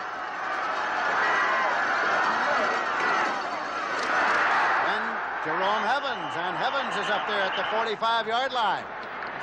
Got a 1st and 10. Huffman is just controlling Mark Hamilton right now, Paul. Huffman being the center of Notre Dame, and Mark Hamilton landing head up right on his nose. Hamilton's a senior from New Mexico. He hasn't logged a lot of playing time this year. As we said earlier, he's been pressed into service because Texas is having trouble in the middle. They're short of the 45-yard line. Tried to draw again, trying those delays, and Evans gets up to the 49-yard line. Picked up about 5, where it'll be 2nd and 5. Martinoni again in to make the tackle. Well, they find a piece of meat, they chew on it, don't they? They're coming back at Hamilton again and again and again. And why not? Despite a little weakness. And that has to mean that Dave Huffman, this junior out of Dallas, doing a good job at center. Yeah, always does a good job. And again, the same way, Vegas Ferguson lunging to get to the sticks, and I think he got it. 1st and 10 for Notre Dame. They have the ball at the Texas 45-yard line. When this drive started on Notre Dame's 20-yard line, they have kept the ball right on the ground. 12 minutes, 13 seconds left in the 3rd quarter. Doman to a wide right, Chris Haynes to a wide left. Now Montana has it. And throws to McAfee. Ball skirted away. Incompleted pass is the call. Incompletion, it's a judgment call. And instead of reception and fumble, the judgment is incompleted pass. And McAfee's not too happy with it either. Here's a little rollout right, play action. Good pickup by Vegas Ferguson. Now McAfee right there gets really hit. Now what the ruling was, the referee right on top of the play ruled that he did not have possession. And again, that big hit coming from Johnny Johnson. He's a free safety, and he doesn't have really good size for a free safety, although he is very tall, but he will stick you. Watch that forearm shiver. 2nd down and 10 at the 45-yard line. Jerome Evans picked up 2 yards to the 43 as Morgan Copeland made the tackle. It'll be 3rd down and 8 yards to go. Notre Dame in Texas territory. Tom Doman coming in with the next play. See if they go to the big tight end, Ken McAfee. He's only caught 2 passes there in the first half for 18 yards. Tight end to the right side, Doman far right, Chris Haynes to the left side, running backs in an I formation. Montana. There's a screen left to Ferguson. Ferguson walking a tightrope down the sideline. Now, ball got away, but Notre Dame retains possession at the 27. Perhaps 28 as they mark it. Notre Dame at the 28-yard line of Texas. Vegas Ferguson walking the tightrope. Still was a big 1st down play. They needed about 8 yards on a screen left to Vegas Ferguson. He's going to get a break now. He goes out and Terry Urick comes in to replace him. Fergus really did a good job there because if you'll notice, Johnny Johnson actually read the play, had a chance to make the tackle, didn't execute. Give it to Jerome Evans to the 22-yard line. Picked up about 7 to make it 2nd down and 3 yards to go. They're killing them straight up the middle. Looks like they can get 4 or 5 there anytime they want it, Paul. Yeah, you know, you really hate to get down on somebody because obviously the man's doing the best job he can, but in his defense, he's not logged a lot of playing time this year, but that's where they're going. 2nd down play coming for Notre Dame. That's Doman in motion across from the wing left. Terry Urick is carrying. Stacked him up. Texas has certainly realized, obviously, that they are getting killed in the middle, so they've gone back now to the alignment they had at the start of the ball game. Mark Martinoni is back at middle linebacker, and Robin Sinline's back in the ball game on the weak side. So Mark Hamilton's been taken out. 3rd and 3. Mark Saya's in there now, double tight end alignment for Notre Dame. Boy, Lindsey, they've controlled the ball for almost 5 minutes on this drive. 3rd and 3 at the 22-yard line. Montana. That throws to McAfee, incomplete at the goal line. It'll be 4th and 3 at the 22. He was open, ball just overthrown by Montana. Well, he had a decision to make here. He could have run the football, picked up the 1st down, but McAfee slipped behind the defensive back there, and Montana just overthrew him a little bit.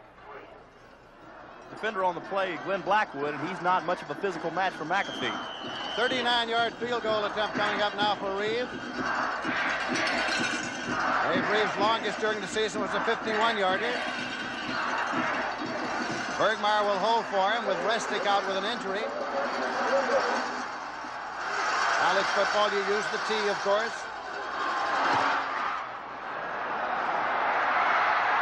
And it is short. It is short. It'll be put in play at the 20-yard line. 1st and 10 at the 20 under college rules. So the score is still Notre Dame 24, Texas 10. 9 minutes, 58 seconds remaining in the 3rd quarter of the Cotton Bowl game in Dallas.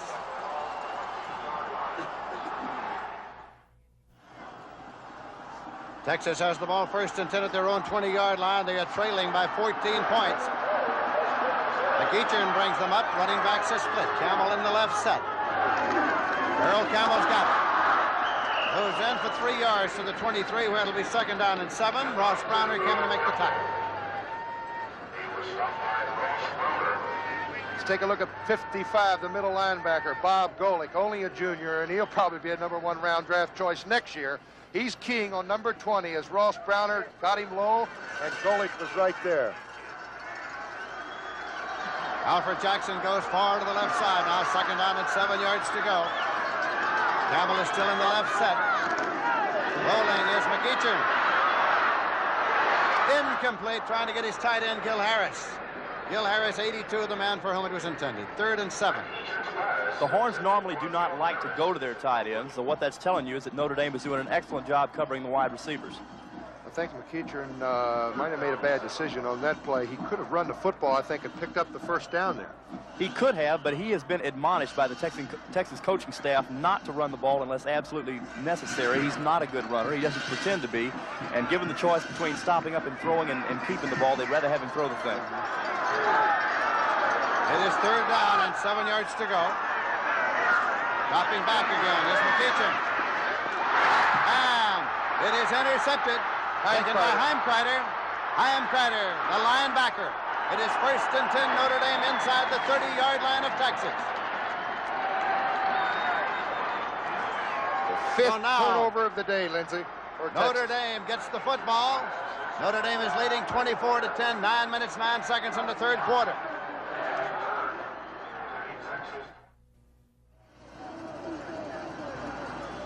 This is Lindsey Nelson with Paul Horning, Paul Alexander, Don Crickey, Jack Whitaker at the Cotton Bowl. And we're delighted to have Paul Alexander with us this afternoon. He is the host of Coach Fred Akers' weekly show in Austin, Texas, as well as the sports director of our CBS affiliate in Austin.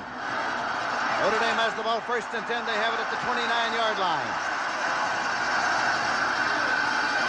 Right to the left side to Vegas Ferguson. Hops up to the 25-yard line for a gain of 4, where it's going to be 2nd down and 6 yards to go. Oh, he got popped by Johnny Johnson there. He's going to get up a little bit slow. See if we can pick it up, Paul. Why don't you call this hit? You know, I'm really impressed with Ferguson because, look, he takes a solid shot from Johnny Johnson, and just bounces right off it, tries to keep his feet. He is a tough man to bring down, because I'll promise you Johnson will bomb you. Chris Haynes to the left side, Tom Doman to the right side, running backs in an eye, and here is the pitch taken by Vegas Ferguson, looking for a place to turn, and there is none. He's cut off at the pass. Hatchett over on the tackle. That's the first time we've seen the true option from Notre Dame, isn't it? That's right. He won't run it too much. Montana, of course, better throwing the football, rolling out, coming back. They don't like to run that option too much with him in there. Third down and about 8 yards to go. Ball at the 27-yard line. Third down conversions, they are 6 of 10. Not a bad percentage. And rolling is Montana, and he's throwing on the run complete. It's taken there by Waymer, who stayed in bounds at the 16-yard line, maybe the 15. Wide open, out of the eye. Montana will roll out to the left. It's just a little square out pattern over here, and Montana executes just perfect. Hardest pass for the college throwers to throw. Rolling to his left, throwing to his left. Dave Waymar on the reception. So it is 1st and 10 for Notre Dame at the Texas 15-yard line. Running backs in an I formation. They're on a wing left, and that is Doman, the wing back across in motion. It is Urick carrying, Terry Urick, and he is stopped for a loss of about a foot and maybe as much as a yard. Martinoni made the tackle. It'll be 2nd and 11 at the 16-yard line. Being outweighed up front is nothing new for the Texas defense. That's normally been the case week after week after week. So you'll notice that to offset that physical mismatch, Texas will do a lot of looping and stunning in games to try to create some confusion in the offensive line. 2nd down, 11 yards to go. Notre Dame 24, Texas 10. 7.5 minutes remaining in the third quarter. Notre Dame's running in a slot left. Waymer, slot back in motion across. Montana's got the ball. And he throws to Urick inside the 10. Urick out of bounds at the 5-yard line. That was just a great pitch that time, Lindsey. Montana to Terry Urick. He was actually covered by Robin Senline on the right side. Watch this now. Now Senline actually has got pretty good coverage there. It's just a good pitch and a good catch. Urick is going to be shaken up right here on this play a little bit. Can't stop that perfect throw. Actually, a pretty good job by Senline. So Urick is still down, struggling to get to the first down sticks, and he is still down. In the first half, all 4 Notre Dame scoring drives started after the turnovers inside the 35. It's going to be a 1st and goal inside the 5-yard line when play is resumed.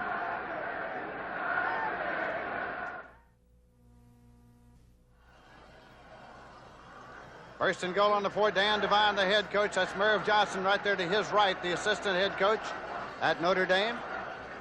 1st and goal at the 4-yard line. Notre Dame is leading 24-10.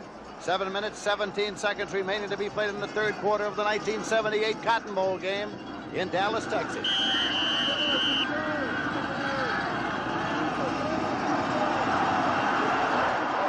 They come up in a wing right. Evans got to the 3-yard line, and that's all. 2nd and goal at the 3-yard line. Jefferson in on the tackle. You know, I don't think we should go any further, Lindsey. We should mention the offensive blocking for the Irish up front. Dave Huffman, the center, a junior, 6'5", 247. He's doing a fine job. The guards, Ted Horansky and Ernie Hughes, and the tackles, Steve McDaniels and Tim Foley, have just been outstanding. They've been giving a lot of holes, especially from tackle to tackle, for the Notre Dame running attack. Orsini is in there now. Saya's in at a double tight end. Orsini's in at a running back. Instead, it is Vegas Ferguson hitting in for the touchdown. Vegas Ferguson hit it into the end zone for a touchdown. And there must be a little weakness over there, because that's the 3rd time this afternoon that Notre Dame has gone off the left side for 3 touchdowns. This time it's Vegas Ferguson. In the first half, Terry Urick got 2 at the same spot. Well, they caught him in the game. Texas was in the blitz that time and just ran to the weak spot. So it is now Notre Dame 30, Texas 10, with a conversion attempt coming for the Fighting Irish. Bergmeyer will hold for Dave Reed.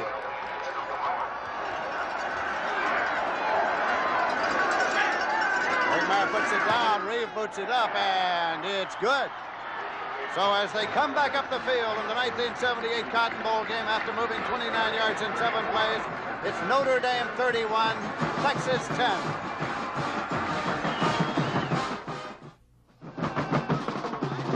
Notre Dame band is ripping it up as Notre Dame prepares to kick off. Dave Reeve will do the booting. Johnny Johnson is dropped back there in place of Lamb Jones, who hobbled off the field. So it's Johnson and Jackson back deep to receive it for the University of Texas Longhorns. 6 minutes, 49 seconds left in the third quarter. Johnny Johnson at the 15 to the 20 to the 25 to the 30-yard line, and Texas will start first and 10 at the 30. Keep in mind that the big one, Super Bowl 12, is coming up on CBS Sunday, January 15th. Boy, I can't wait. Denver against Dallas. A great defense of the Denver Broncos. Well, they're Dallas Cowboys with no slouch themselves. Lyle Zato, boy, Tom Jackson, and of course, it's Roger Staubach, Tony Dorsett, Harvey Martin. Boy, what a great matchup. And the Super Bowl today will be 4:30 to 6, an hour and a half pregame show, all on CBS. First and 10 now. Ball is at the 30-yard line for Texas. Richard, bring it off to Campbell. We got 3 yards out to the 33, where it'll be second down and 7 yards to go. Lindsey, that sprint out draw play out of the I formation has been one of the staples of the Texas attack all year long, and it's really been very, very ineffective today. Notre Dame doing a great job on it. 7 plays, 29 yards, kept the ball 2 minutes, 20 seconds, did Notre Dame. 6 minutes, 24 seconds left to play in the third quarter. The Longhorns trying to move the football now. Keep in mind they scored in a one-play situation on the last play of the first half of this ball game. Ham Jones from Hamlin, Texas, moved it out to the 35-yard line for 2, where it'll be 3rd and 5. Heimkreider made the tackle from his left outside linebacker post for Notre Dame. Texas offense now operating without the services of wide receiver Johnny Lamb Jones, the Olympic sprinter. He's out with that pulled hamstring that he suffered in the first half. In his place, Ronnie Mish and Michael Lockett are alternating at that position. Keep in mind that this Texas team on the road defeated Oklahoma and Arkansas on successive weekends. 3rd down and 5 yards to go.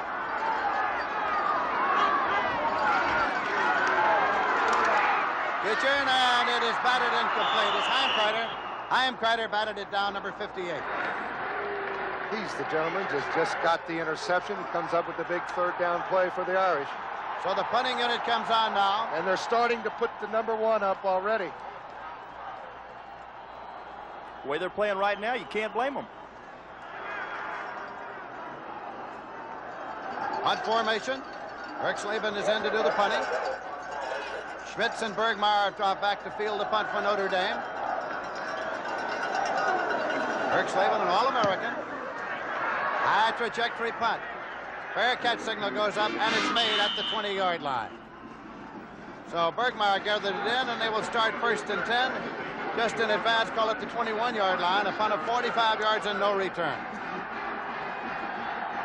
I tell you, that Eric Slavin's a wild character. As we said earlier, he missed the last couple of games of the regular season with a pulled quadriceps muscle. But he said that if healthy, he promised a 70-yard field goal in this game if he got the opportunity. I like the idea when he came back from the injury, he dropped back, kicked 153 yards, and pronounced himself semi-healthy.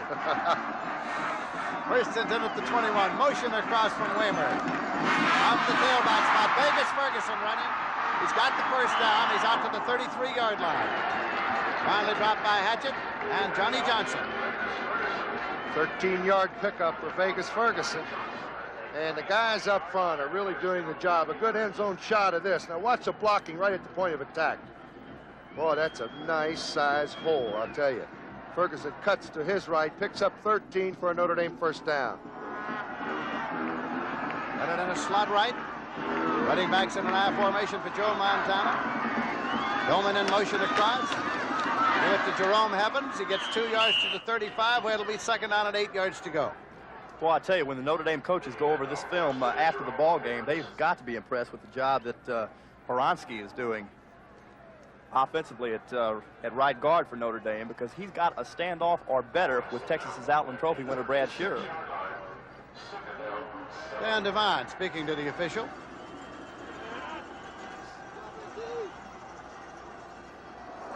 What's he so hot about? I don't know. Second down and 8 yards to go. By the draw play. Across the 40-yard line. Evans carrying.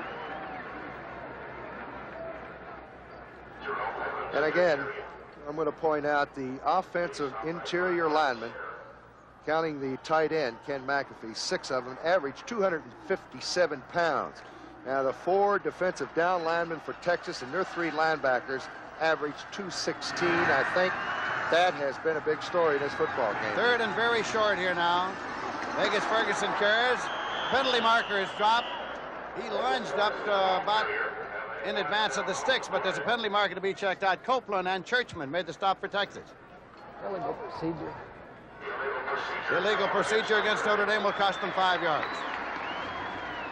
You know, a minute ago, I gave credit to Ted Horonsky for doing that great job on Brad Shear. Well, admittedly, Horonsky has done a great job today, but he's been blocking on Steve McMichael. It's Ernie Hughes that's been putting it on Brad Shear. I say putting it on him as good a job as you can do with a guy like that. 5-yard penalty is marked off. They'll see. Illegal procedure, movement in the line. Notre Dame. Hughes will be a high draft choice. He'll go in the first 2 rounds also, or 3. Brad's probably going to make a couple of dollars himself. I would think so. Shear will be a number 1. 3rd and 7 here now, back to 37-yard line. Tried to draw a play, didn't go as Texas read it out, and Steve McMichael was in to make the tackle along with Jefferson. Punting unit comes out now for Notre Dame. Johnny Johnson is dropping back to receive the punt for Texas. Haven't seen a lot of Steve McMichael, the guy that made that tackle today, but he's known as the most enthusiastic player on the Texas team. They say he even likes wind sprints. Again, it's going to be Kevin Muno doing the punting in place of Lestick. Lestick went out with an injury in the first half, and Kevin Muno is doing the punting for Notre Dame.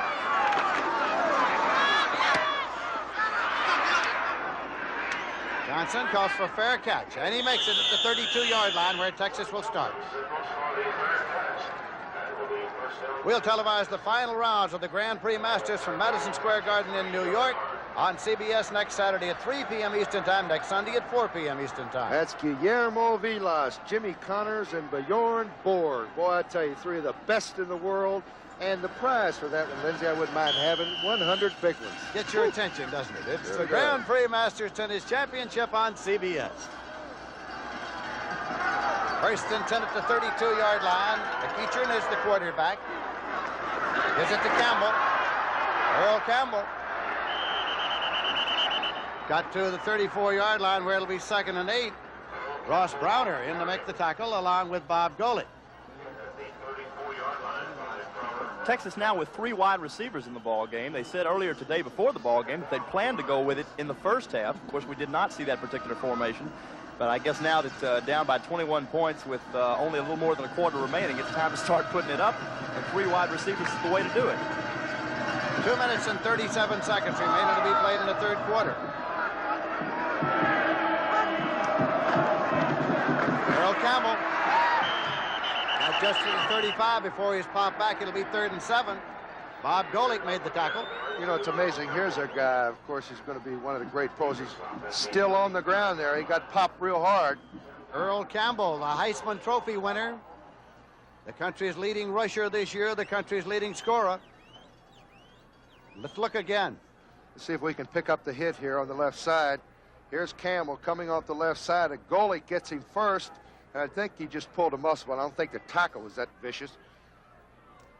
Campbell's got 97 yards and 23 carries. Let's see another angle from the end zone. Out of the eye, that's Earl Campbell.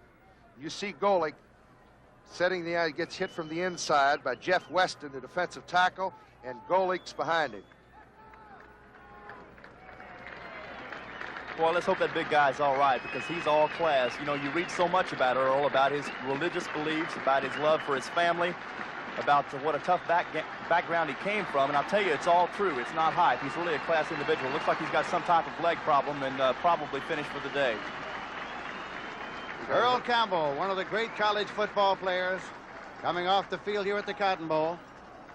Delbert Thompson is coming to the ball game to replace him. He is a freshman from Hamlin, Texas, number 45. 3rd and 7 at the 35-yard line. Keechern And it's completed. Did he ever thread a needle with that one? Taken by Alfred Jackson. It's a 1st and 10 now. Texas in Notre Dame territory at the 47. Yes, sir. That's something Texas has used very effectively all year long. Alfred Jackson on the post route. McEachern's been having his problems today, but this time he puts it there. Right between two defenders. Some kind of tough, courageous catch by Alfred Jackson, who, by the way, averaged 25.5 yards per catch this year. Andy Harrison on the tackle for Notre Dame. 1st and 10, Texas. Jackson is in the slot left.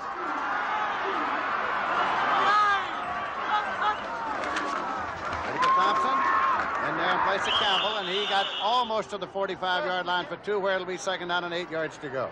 Delbert Thompson carry. That's Delbert Thompson filling in now for Earl Campbell. Delbert is a freshman from Hamlin, Texas. He's from the same hometown as Johnny Ham Jones, and the Longhorns have high hopes for him in the years to come. In fact, he's the heir apparent to Campbell. We have 1 minute, 20 seconds remaining to be played in the 3rd quarter. It's Notre Dame 31, Texas 10. Mish is coming to a wide right. Mike Lockett's in a wide left. Jackson in the slot left. McEachern going to Jackson. Back in the end zone, Randy Harrison has it for a touchback. 1st and 10, Notre Dame at their 20-yard line. Harrison with the interception took it into the end zone at the 20. Well, Texas has no chance here. They're trying to go for the home run. That's exactly what all the defensive secondary for Notre Dame is looking for. They're looking for the bomb. You can see him. He's double covered back here, and it'll be up in the air. Jackson tips it, and Randy Harrison plays a little juggling match, gets it in the end zone. It'll be brought out to the 20. McEachern now 3 interceptions, and Texas has also lost 3 fumbles, 6 turnovers. This is Heavens carrying out to the 26. Now let's go down to Don Criqui. All right, Lindsay, this is Earl Campbell, of course, the great Heisman Trophy winner. He has an injury to his left foot. They're examining it now. Whether or not it's a fracture or a severe sprain, they don't know, but it does appear to be an injury that he cannot put weight on the foot, and whether or not he'll be back is a very moot point right now. Earl Campbell is hurt. Let's go back upstairs. All right, Don Criqui, it's 2nd down and 4 yards to go. Texas with the ball, or rather Notre Dame with the ball at their own 26. Off the tail of the tandem. Moved out to the 29-yard line. Once again, it is Johnny Johnson there on the tackle along with Jefferson. Well, you hate to see a great back like that end his collegiate career. It'll be 3rd and 1. Vegas Ferguson carried. The clock is winding down out of the end of the 3rd quarter. 5 seconds, 4 seconds, 3 seconds, 2 seconds, 1 second, and time has run out in the period. So that's the end of the 3rd quarter with the score. Notre Dame 31, Texas 10. We now pause for a word from your local station. As we start the 4th quarter, it is 3rd down and a yard to go for Notre Dame. This is Lindsey Nelson with Paul Horning, Paul Alexander, Don Criqui, Jack Whitaker in Dallas, Texas. Notre Dame is leading 31 to 10. Just try to wedge him out and pick it up, and they did. It's 1st and 10. Let's go down to Don Criqui. But there's more optimism now over Earl Campbell's condition. It appears to be a sprain, no fracture. They've typed the ankle very tightly. They're going to try to put him back in the football game. His mobility is in question, but he will go back in. All right, Don Criqui. Ball is at the 31-yard line, 1st and 10 for Notre Dame, and that is good news. Well, it sure is. They really need a guy like that. He needs to break one to get some momentum back in that Texas offense. And nobody wants him worse than Earl does. Montana to Heavens, and Heavens pulled out at the line of scrimmage by Brad Schurer, the Outland Trophy winner and All-American tackle at the University of Texas. It's going to be 2nd down and 10 yards to go at the 31-yard line. A beautiful day here for the Cotton Bowl. Last night, it did not appear that we'd have this kind of weather because there were a few flakes of snow falling around in Dallas last night. It was a little bit cool, about 20. Vegas Ferguson tried to stretch his body out for a yard, and he got about a foot or so. It's Henry Williams. Call it 3rd down and 9 yards to go, just short of the 32. The low point of the Notre Dame season came, of course, in their 2nd game when they lost to Ole Miss in Jackson, Mississippi. Notre Dame and most of the preseason prognostications had been touted as possible national championship winners. But then when they lost the early game, they had to sort of regroup, change the offense, came back, and the big upset was over Southern Cal, and they rolled on from there. Vegas Ferguson. Again, it's the Texas defense and Bill Aker. Bill Aker in there at the 32. Lindsey, if they can hold on to this 21-point lead, I think it's going to be a little bit more than a possibility. It's going to be a strong possibility. The Notre Dame players have really felt coming into this ball game they had an excellent opportunity to beat Texas. They were very confident, and they felt if they win this football game, they should be number one. Kevin Muno is back to do the punting.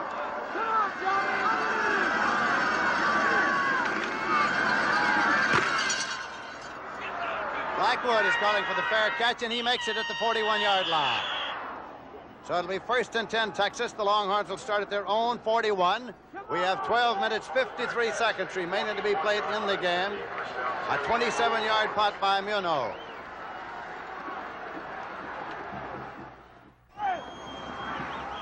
First and 10 now for Texas. The Longhorns have the ball at the 41-yard line. Keachern still quarterbacking. University of Texas.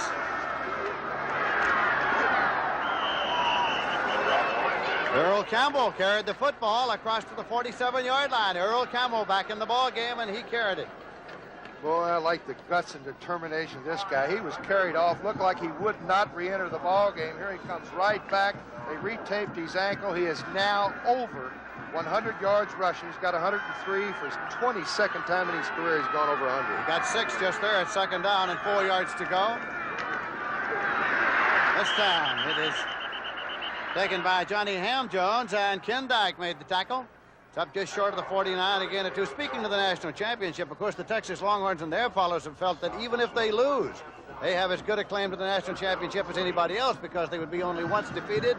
They point out that they've had to defend the national championship, the #1 ranking at least, throughout the entire season, something nobody else had to do. Arguments. 3rd down and 2 yards to go. Keachern throwing, and it's beyond the reach of Alfred Jackson. Let's go down to Don Crickey. Lindsey, there's a very marked contrast in the attitude of this Texas team now here in the 4th quarter as the seconds tick away and the possible national championship with it. This was a very enthusiastic team, even trailing 24-10 at the outset of the 3rd quarter. It's not anymore. The Texas players mumbling about the 7 turnovers. This has never happened to them before this season. And right now, it's really a depressed aura around this team as Notre Dame continues to dominate with the 4th quarter wearing on. Lindsey? All right, Don Crickey, a penalty marker, and the preliminary signal is ineligible pass receiver downfield for Texas. So that is being attended to right now. Lindsey, it's only normal and natural that the Texas team should be somewhat despondent over what's happening to them right now. But as I said so many times before, this is really a class bunch of guys. We had ineligible man downfield, covered in on Texas, declined. Carry on, Paul Alexander. Okay. As I said, they are a marvelously close group of individuals, and they are not about to quit. They will keep firing and scratching and doing the kind of things that have brought them to that 11-0 record that they had going into the ball game. Texas has taken a timeout now in a 4th and 3 situation with Notre Dame having declined that penalty. Texas called a timeout to find out exactly what they want to do here, trailing in the ball game by a score of 31-10 with 11 minutes, 49 seconds left to play. I'd have to go for it. There's no question about that. 3 touchdowns behind. And just like Paul said, if they're going to scratch, they're going to have to scratch awful deep to dent into the 21-point lead. They continue to try to run inside against this Notre Dame defense. Well, we got a little time. I think I'd like to just say hello to maybe Notre Dame's #1 fan back in Chicago in the hospital, Tootie Cummins, who has never missed a game in 32 years following the Notre Dame at home and on the road. We wish her a speedy recovery and a Happy New Year. Well said. The Notre Dame band is whipping it up here at the Cotton Bowl as Texas comes up in deep punt formation. Eric Slavin is back there. I'd have to gamble here. But they snap it short. 3 touchdowns down, Lindsey. I'd have to go for it. With the They do snap it short. Try the reverse play, and it's read out by Notre Dame. Doug Becker was right there. Fake the handoff. They gave it to number 27. Johnny Johnson carried the ball, and the ball goes over. On 4th down, they snapped it short, but it was read out. A little fancy right here, out of punt formation. Take it, Paul. Okay, the snap goes to Ricky Churchman. It's on the reverse, and then the ball goes back to Johnny Johnson, who takes it around the left side. As I said before, they're coming at him with all guns blazing, but Notre Dame's up to it. Well, naturally, it could have fooled the cameraman, but it didn't fool number 43, Doug Becker. 1st and 10 just across the 50-yard line. This is Jerome Evans, and he is popped. Dwight Jefferson came in to make the tackle, and it is back there at the 49-yard line. You know, there's been some bad blood between these two teams. I think a lot of it goes back to the Heisman Trophy presentation. I know that Ken McAfee, when he accepted the Outstanding Receiver Award, didn't think that what he was saying was so inflammatory, but some of the Texas players took offense to it. We'll get back to it in a moment. 2nd down and 12 yards to go. Montana has the ball. And the catch is made. Inbounds at the 34-yard line. Waymer, the wingback. Waymer pulled it in. Here's Montana. It's a little square out pattern on the right side, about 12 yards deep. Dave Waymer, a sophomore out of Charlotte. Good move right there. The Texas corner men have really been giving the Notre Dame receivers a lot too much room. It's at the 34-yard line of Texas. 1st and 10, Notre Dame at the Texas 34, 10 minutes, 58 seconds left to play. This is Evans. Jerome Evanson to the 29-yard line. Here is a final score in the Sugar Bowl game. Alabama 35, Ohio State 6. Alabama 35, Ohio State 6. So that's another team that will be laying claim to the national championship. Bear Bryant's Crimson Tide is a once-defeated team. These are the Notre Damers who already have begun to lay their claim to the national championship. It'll all be decided in the postseason polls.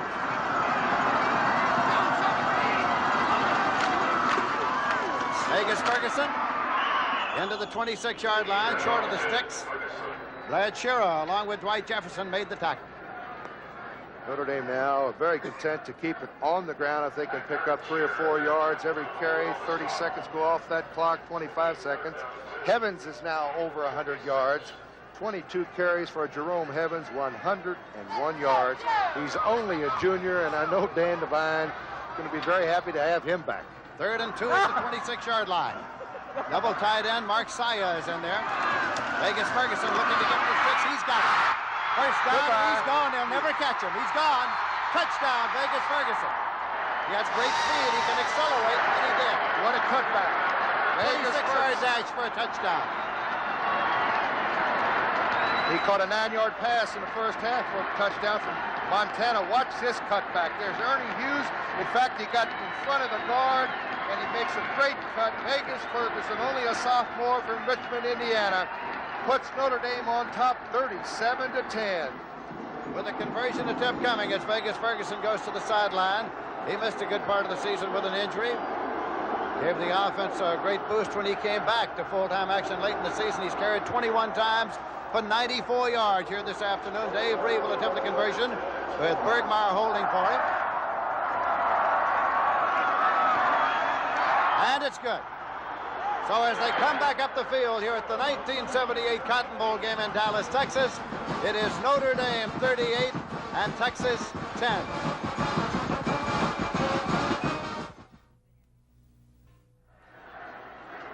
Five plays, 50 yards, kept the ball 2 minutes and 1 second, and now it's going to be Dave Reed kicking off. Johnny Ham Jones has dropped back this time. Johnny Ham Jones is back there with Alfred Jackson. Johnny Lamb Jones went out with an injury. Alfred Jackson is waiting at the 7-yard line. He's got it to the 10 to the 15, to the 20 to the 25, and out to the 27-yard line. They'll start 1st and 10. It was Hanker downfield to make the tackle for Notre Dame.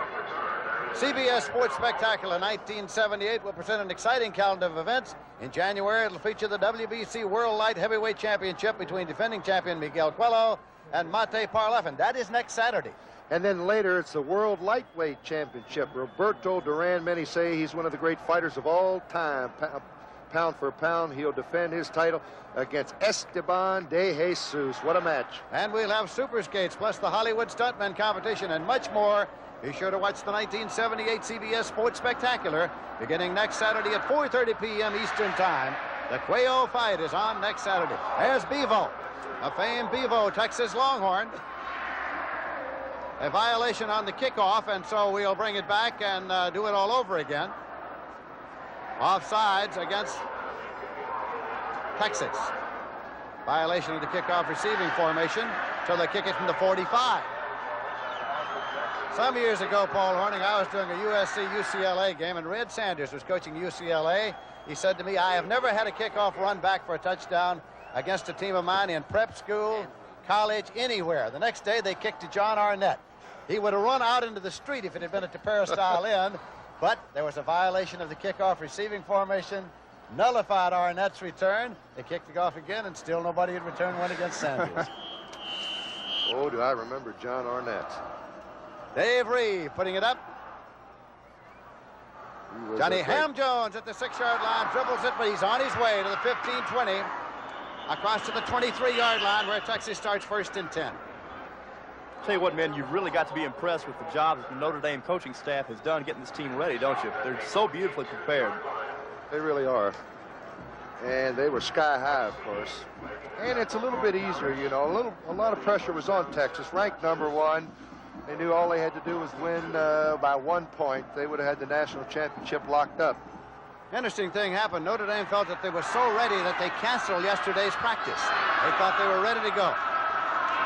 Here's a pitch to Campbell, Earl Campbell. Ross Browner runs him out of bounds at the 26-yard line. A gain of 3 yards on the play will make it 2nd and 7. I wish I could have canceled yesterday. Sometimes these upsets, they do come along, Paulie. You know, one guy I really feel particularly sorry for right now is Randy McEachern. You know, what a storybook performance he's turned in this year. He was a third-team quarterback, was redshirted his sophomore year, missed his entire junior year with an injury, and they would not be in this ball game were it not for him. And it's too bad he's having such a tough day. McEachern right there. And the option pitch. Johnny Ham Jones is pulled out by Scott Zeddy. Well, that option stuff's not going to go right now. Notre Dame can just lay those ears back and come. Well, the key to it has been the linebackers have stopped everything on the inside, and the defensive ends, Fry, Zeddick, Browner, they just have been keying the wide stuff. 3rd and 12 now at the 21-yard line. Texas in possession. Notre Dame is leading 38-10. We have 8 minutes, 54 seconds left to play in the game. Lockett and Jackson far to the right side. That's Campbell again. Out to the 23. Becker beside himself. Becker and Bob Golick on the tackle. And Earl Campbell, the class man, he got up, patted, I think it was 75J Case. He knows he's in for a long afternoon. They have really keyed on that young man. So it is a 4th down, and Erxleben comes in to punt the ball. Schmitz and Bergmeyer drop back to field it for Notre Dame.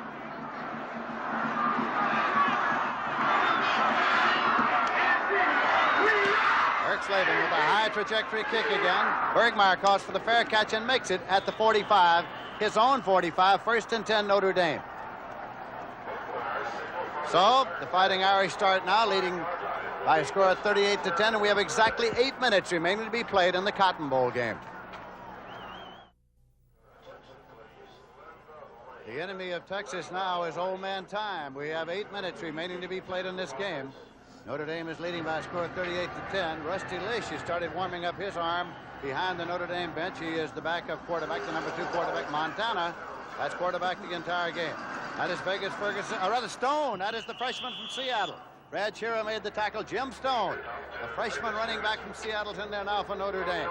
He picked up 2 yards to the 47 to make it 2nd down and 8 yards to go. You know, as talented as Notre Dame is going into the ball game, the Texas coaching staff did not think that the Irish played with a lot of discipline, but they've sure displayed some discipline today. They are filling those lanes and handling those assignments. David Mitchell's in the ball game for Notre Dame. Not a running back. He was fullback for much of the season, but then came up with an injury. Weimer in motion across. Fake to Stone. Montana's got the ball. McAfee can't hold it. It is an incompletion. It'll be 3rd down and 8 yards to go. Let's take a look at Ken McAfee. He very, very seldom drops a pass like this. Montana out of the eye, little fake, Running around to the left side, and you'll see McAfee come into the picture. Right there, he should have had it. He did. For a minute, took his eye off of it, incomplete. Well, that tight end dragging across the middle has got to be one of the toughest routes in the world to cover. It is 3rd down and 8 yards to go for Notre Dame. That is Rusty Lish warming up. He was the starting quarterback for Notre Dame at the start of the season. Mitchell is the up back. Stone is the tailback. Dolman's in motion across for Montana. Montana has the ball. And now he's going long to Chris Haynes, and it's incomplete. A penalty marker's thrown. There was a marker thrown. There is an interference call. There's going to be some dispute on this one. We'll get the interpretation right here. Possibly offensive interference? Offensive pass interference. That's lost it down. And this is number 82, Chris Haynes, is running the flat pattern, out of play action pass. Montana pulls up here, throws the home run ball. Look at the coverage by Blackwood. Good job by him. Glenn Blackwood, let's see if we can pick up the hands right. I think it happened about 5 yards back. Chris Haynes did put his hands on Glenn Blackwood. Offensive pass interference. That's also lost it down. With loss of down, it is 4th down, and the punting unit is coming on now for Notre Dame. Evan Muno doing the punting with Joe Rustic out with an injury. 7 minutes, 8 seconds remaining to be played. Johnny Johnson dropping back to field the punt. All right, we haven't seen this guy do his thing yet today. Let's see if we can get him fired up. Speaking of Johnny Johnson, the return man for Texas.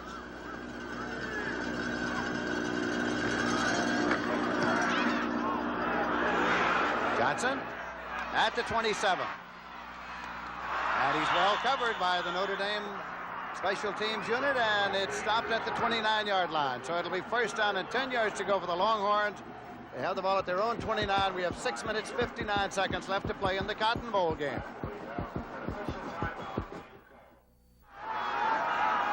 First and 10, Texas Longhorns at their own 29. McEachin is 7 for 18, 121 yards, 3 interceptions. McEachin setting up to put it up. Jackson has it at the 35-yard line and back to the 30, and now pulled out of bounds at the 30-yard line.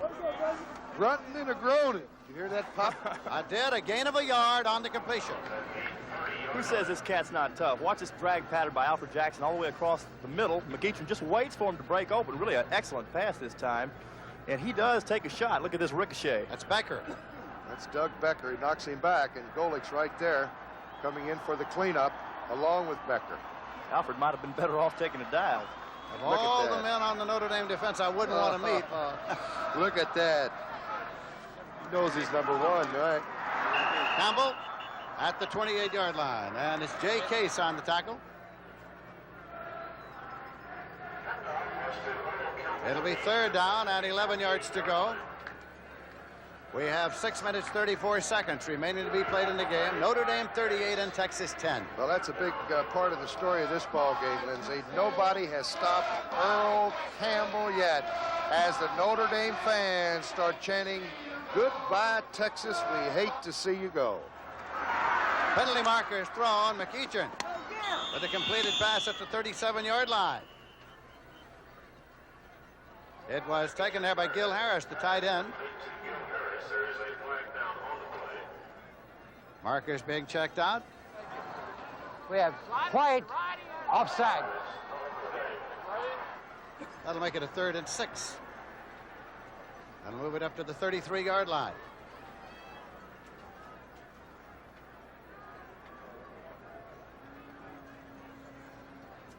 That's it. Right along there. You know, something that for the most part we've neglected to mention today is the incredible job that Fred Akers has done in this just his first year at Texas. As you know, he spent 9 years as an assistant coach at Texas between 66 and 74 before Offside, taking off to Wyoming. Notre Dame.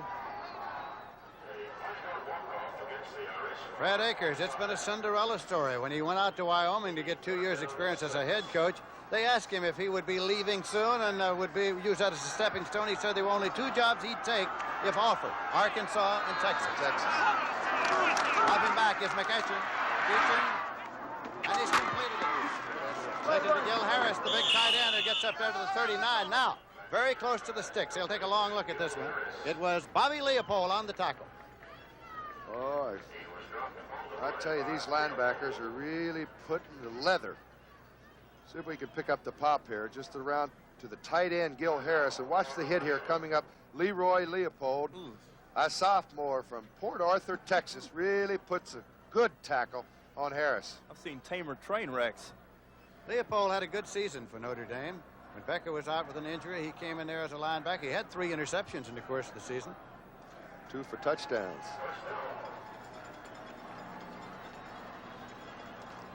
First and 10. That's Cagle warming up now along the sideline, a freshman who was a heralded All-American quarterback in Cincinnati during his high school days. Paul Brown was quoted as saying he doesn't need to go to college, he can go right from high school to the pros. Undefeated, never lost a game in high school. McEachern, and it's to Mish, complete. At the 43-yard line, another first and 10 for the Texas Longhorns. Mike Whittington made the tackle. Little Ronnie Mish. He's a senior, logged very, very little playing time, although he does have 2 touchdown catches this year. Also missed a couple of games with a broken hand. He's been a squadman, never lettered, but oh, what a route runner he is. He's got exceptional moves, and he's not afraid of anything. It is first down and 10 yards to go now for the Longhorns. McEachern again. And he's got his tight end Harris, but overthrew him that time. It'll be second and 10 at the 43. Ross Browner and his brothers were heavily recruited by Ohio State because, of course, they live in Warren, Ohio.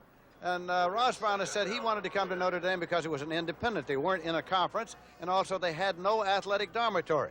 What hall did you live in, Paul? I lived in a lot of halls. Actually, I know you they did. moved the athletes around, Dad. At Notre Dame, I mean. Kavanaugh, Soren, Zom. Never stayed in the same one 2 consecutive years at their request. Second down. Johnny Ham-Jones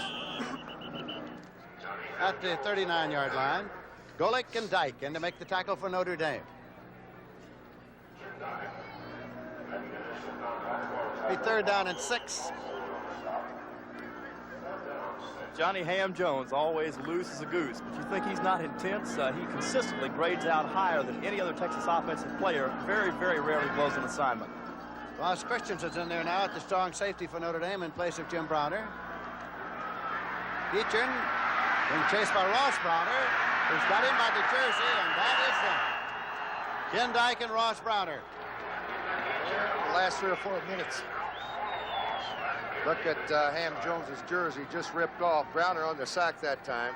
In the last 4 or 5 minutes, Dan Devine is starting to give his second unit, third unit some playing time. He's starting to substitute quite freely now. That's McEachern with the torn jersey, and it's a timeout, Texas. McEachern's over to get some new haberdashery. Clock shows 4 minutes, 50 seconds left to play in the game, and Notre Dame is leading by a score of 38-10. McEachern has rushed 7 times today for 38 yards for Texas. Minus 38 yards, I beg your pardon, minus. Yes. I thought it was a dash. Well, one thing I can promise you, when this is all over tomorrow in the newspapers and here in the electronic media, these Texas players will give the credit where it deserves, and that's to the Notre Dame Ball Club. They came in here with a job to do, and they did it. Keep in mind now, coming up on January 15th is the big one of the NFL, the Super Bowl.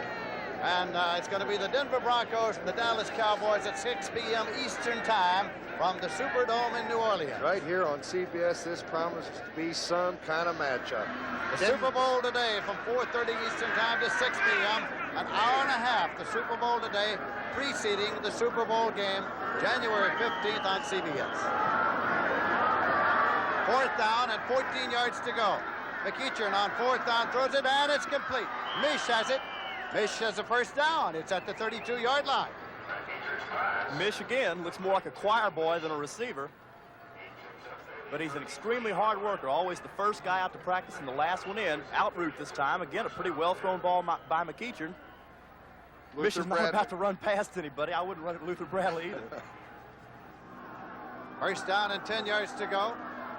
Lockett going to slot right, and McEachern didn't have a chance. McEachin dropped. It's going to be about the 42-yard line. Scott said he got to him, so did Ken Dyke. Man, that ain't no fair fight. It's a long day for McEachin. He's had his problems, and a lot of people were guessing. They said if Texas had to throw the ball over 20 times a day, they'd be in trouble. Timeout, Texas. The Longhorns have taken another timeout. And McEachin again is coming to the sideline. Well, we've talked about it before, but everybody will be talking about it after the games are over today. Who is number one? Who is the national champion? Had Texas won the ball game, there's no question. They're the only major undefeated, untied team in the country. They would have been declared national champions in all the polls. But now, with a Notre Dame victory seeming assured, 4:26 remaining, and Notre Dame leading 38-10, there will be a host of once defeated teams. Notre Dame will have lost once. They'll claim the national championship. Alabama. They have a good case for having defeated Texas. Texas will claim the national championship, saying we lost only one game. Alabama will claim the national championship, saying we lost only one game. And whoever wins the Orange Bowl game between Arkansas and Oklahoma will claim the national championship. It'll be decided by the polls, the AP, the UPI, the football writers, Football Foundation Hall of Fame, and if you want to, your own personal national championship can be awarded because none of them are official. How about me? My own personal, guess what? Who beat Texas? That's all I'm going to think about. Second down and 19 yards to go. McEachin brings them up. McEachin. Incomplete and almost intercepted. Boy, it was Randy Harrison making a move on it. It is some kind of tough to throw that kind of pattern this late in the game. Defensive backs know exactly what's going on. They take that real deep drop, and that's not a very enviable position at all. Paul, let me ask you a question. How long has it been since you've seen a game where Earl Campbell has not broken at least one run over 20 yards? This is obviously the first time this year, and I guess it would date back to back last year when he was having the injury problems. Suffice it to say, Notre Dame's done a better job on him than anybody else, easily. Campbell carried on that play and stopped at the 40-yard line after a gain of 2. Ross Browner made the tackle for Notre Dame. Ross Browner's had a great career at Notre Dame, and he will go high when the draft choices are announced. Nobody wants to win worse than Earl does, but he'll be his old sweet self after the ball game. Give Mom a call.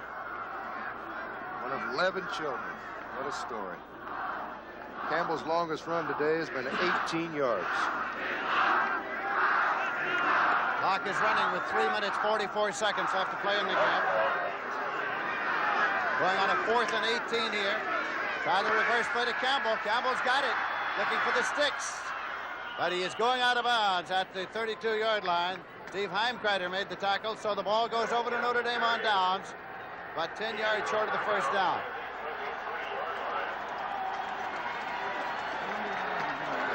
Man, even the stuff you draw up in the dirt isn't working today. Nope, the Notre Dame defense is just really McAfee stopping to shake hands with Earl Campbell as he passed him. You saw it there. McAfee, and as Paul Alexander pointed out, McAfee, after the speech at the Heisman Trophy dinner, was not exactly a hero in Texas. Some of his remarks, I think, were a little misinterpreted. I don't think he meant it the way that Texas took it. I don't either. But you saw the handshake there between McAfee and Campbell. Lindsey, if you're a coach of Notre Dame, you wouldn't mind it at all. They were number 5. They need a little support. If they did beat Texas, keep everything in mind. Rusty Lish, the quarterback, on the handoff. Rusty Lish in the ball game.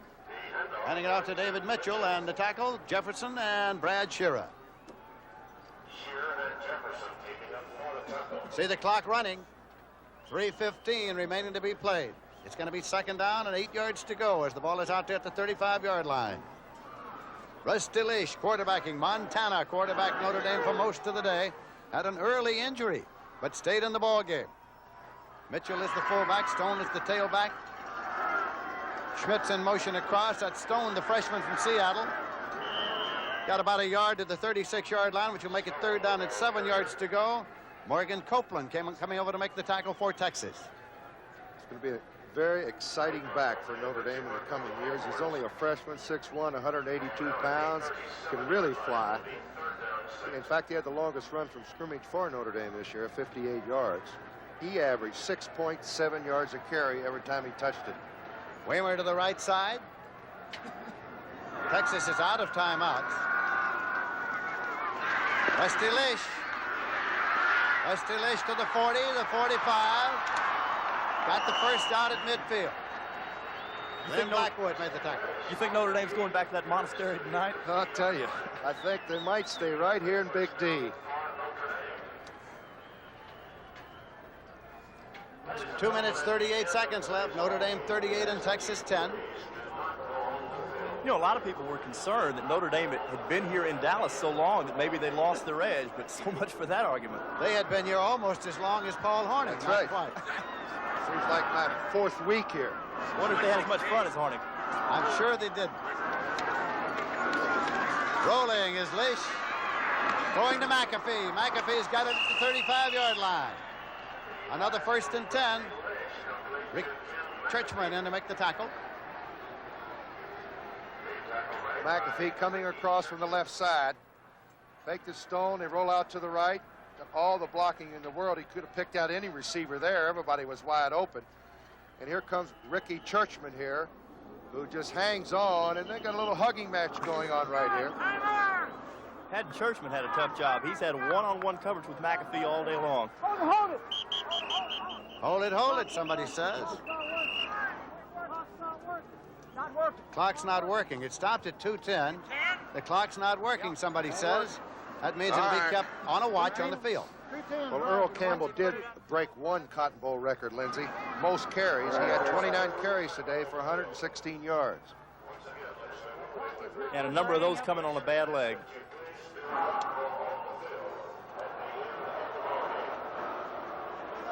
Still getting straightened out here about the clock not working with 2 minutes, 10 seconds. Time will be kept usually by the field judge on the field. Right. What was that they were booing? Hold it right here.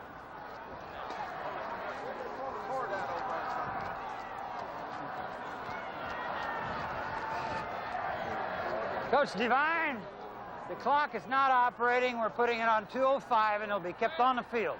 There it is. They're putting it on 2:05, and then the time will be kept on the field. Clock shows 2:10. Clock shows 2:10. Pay no attention to the clock. It is presently inoperative, and so they go to the stopwatch on the field. At least they don't boo Santa Claus here. Okay, just a second. Yeah. Put it on the field.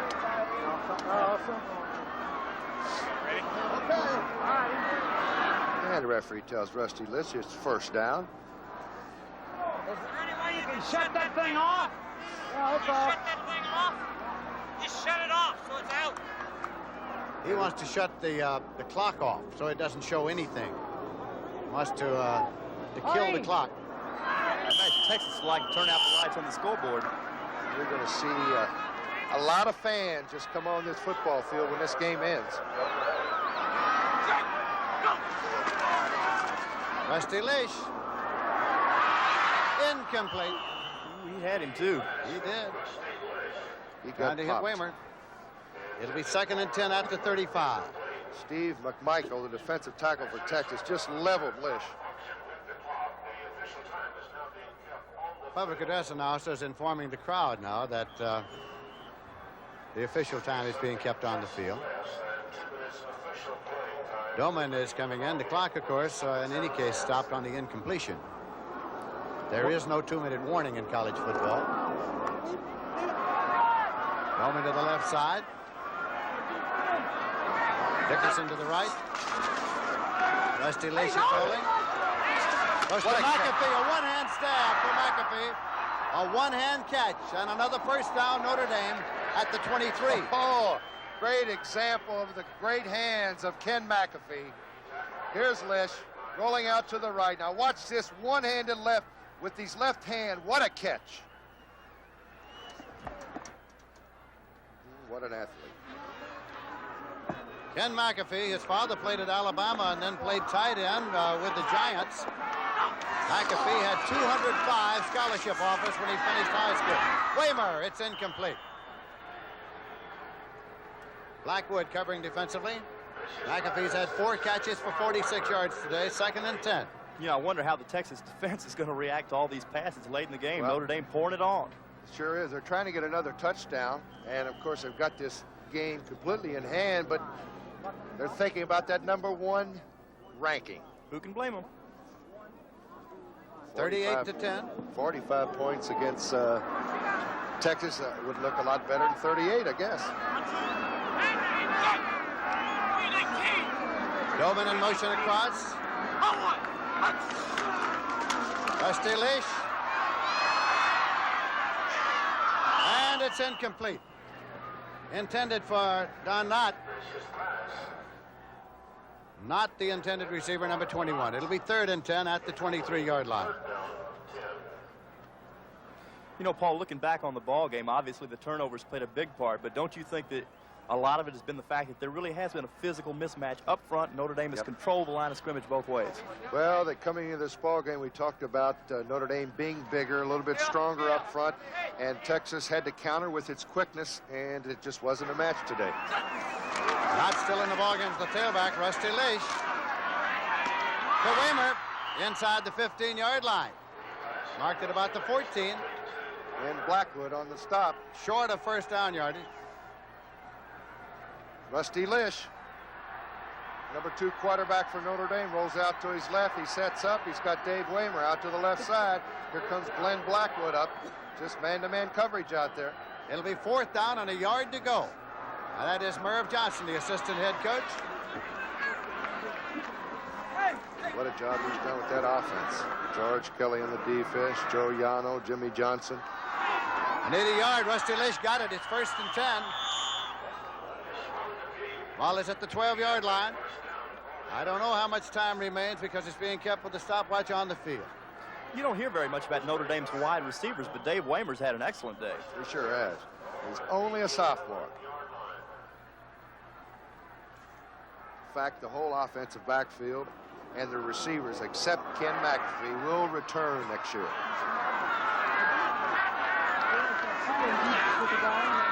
Lish has the ball, and he guns it complete inside the 5-yard line. Palace is in there, and that is Palace with the football, number 45. It's going to be brought into the inbounds marker and spotted now.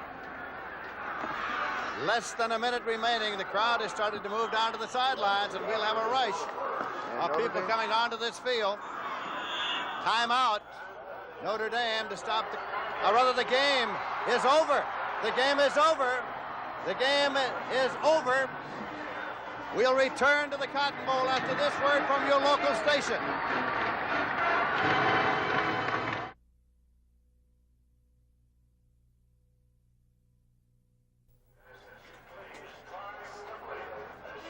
Well, the Cotton Bowl game is history. Time ran out. Notre Dame had the ball inside the 5-yard line at about the 3 when time had run out, but Notre Dame won it by a score of 38 to 10 in a big upset victory. As you look at the tunnel leading up to both dressing rooms, Texas and Notre Dame mingling as they head for the locker rooms up the tunnel. Notre Dame has defeated Texas, the only defeat of the year for the Texas Longhorns.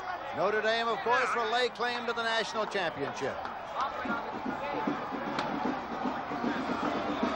It was an afternoon of football thrills, but Notre Dame early in the ball game established itself with getting a field goal to put them out front 3-0. Texas came back and tied it 3-3.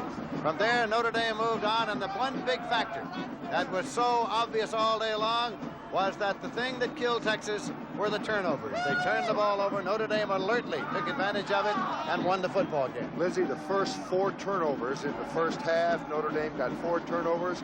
They put 3 touchdowns on the board and a field goal, and that really started the ball rolling for the Irish, and they never looked back, and they just convincingly, a 28-point victory here today, and I'm telling you, look at them. They're happy going into that locker room, and Dan Devine couldn't be happier either, because I'm sure that he feels that Notre Dame should be number 1.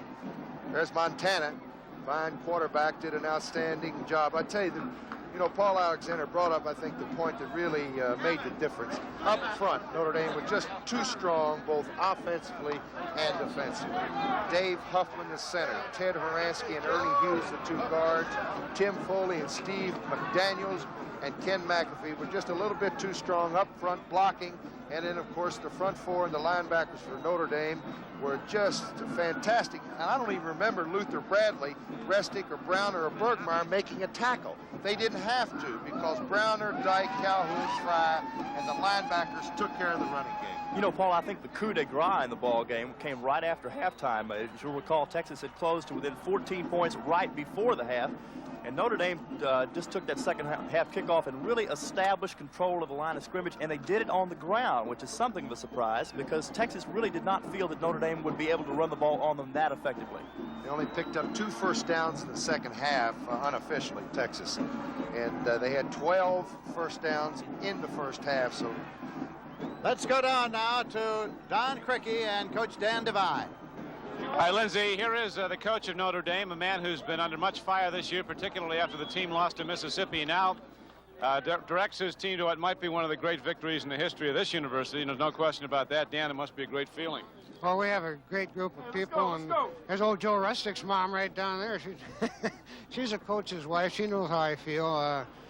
It's been a great privilege for me to work with this fine group of young people. They're the ones that did the playing, Don, and they've stayed in shape all year. They've gotten themselves ready. They've done what the coaches have asked them to do.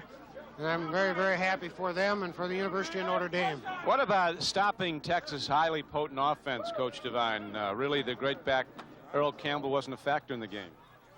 Defense is 98% emotion and 2% the other ingredients, as long as you're sound. And we play a sound defense, a team defense, and the emotion was there, Don. How about you personally now? You've been under a great deal of pressure. It's a very difficult job. They call Notre Dame a national university, and certainly if you don't win every game, any coach that's ever been there has been under a lot of pressure. You've probably experienced as much as any coach has been there. What is your attitude now towards the job at Notre Dame? You haven't committed yourself as to whether you'd come back. You said you'd wait till after this game. How do you feel about continuing at Notre Dame? I've just committed myself. I feel great. I've never been in better health, and I have a great group of kids coming back. We lose some good sophomores, and we lose some good seniors, but we have some good freshmen and sophomores and juniors coming back, and we're going to be out there in the opening ball game wearing green shirts. I'll be there right along with them. Great. All right, Dan Devine. The game overall today was one of really marked contrast to what the forecasters, the wizards that they might not be, predicted. They thought that Texas would control the football with its good running game, that their quickness on defense would shut down the Notre Dame offense. But really, your team dominated every single aspect. Do you think you're going to lay claim now to the national championship? I honestly, sincerely believe that we deserve it, that we earned it on the field, and that we should have it. And I'd like to get in with my squad, Don, and I think you can understand that. Being a former athlete, you know I'm anxious to get in here. Well, Dan, we're going to come in there and join you in the dressing room. I know you want to get in there with him. Congratulations again. Well, thank you very much, and congratulations to all the players and all Notre Dame people all over the world who I know today is a very happy one for them. Coach Dan Devine will be getting back to the coach and some of his players in a little bit as they go into the locker room now. Let's go back up now to Lindsey Nelson. All right, Don Criqui, those are Notre Dame fans on the field. The Notre Dame band has been out there. They just spelled out an ND and went to the far sideline. Notre Dame won it 38-10.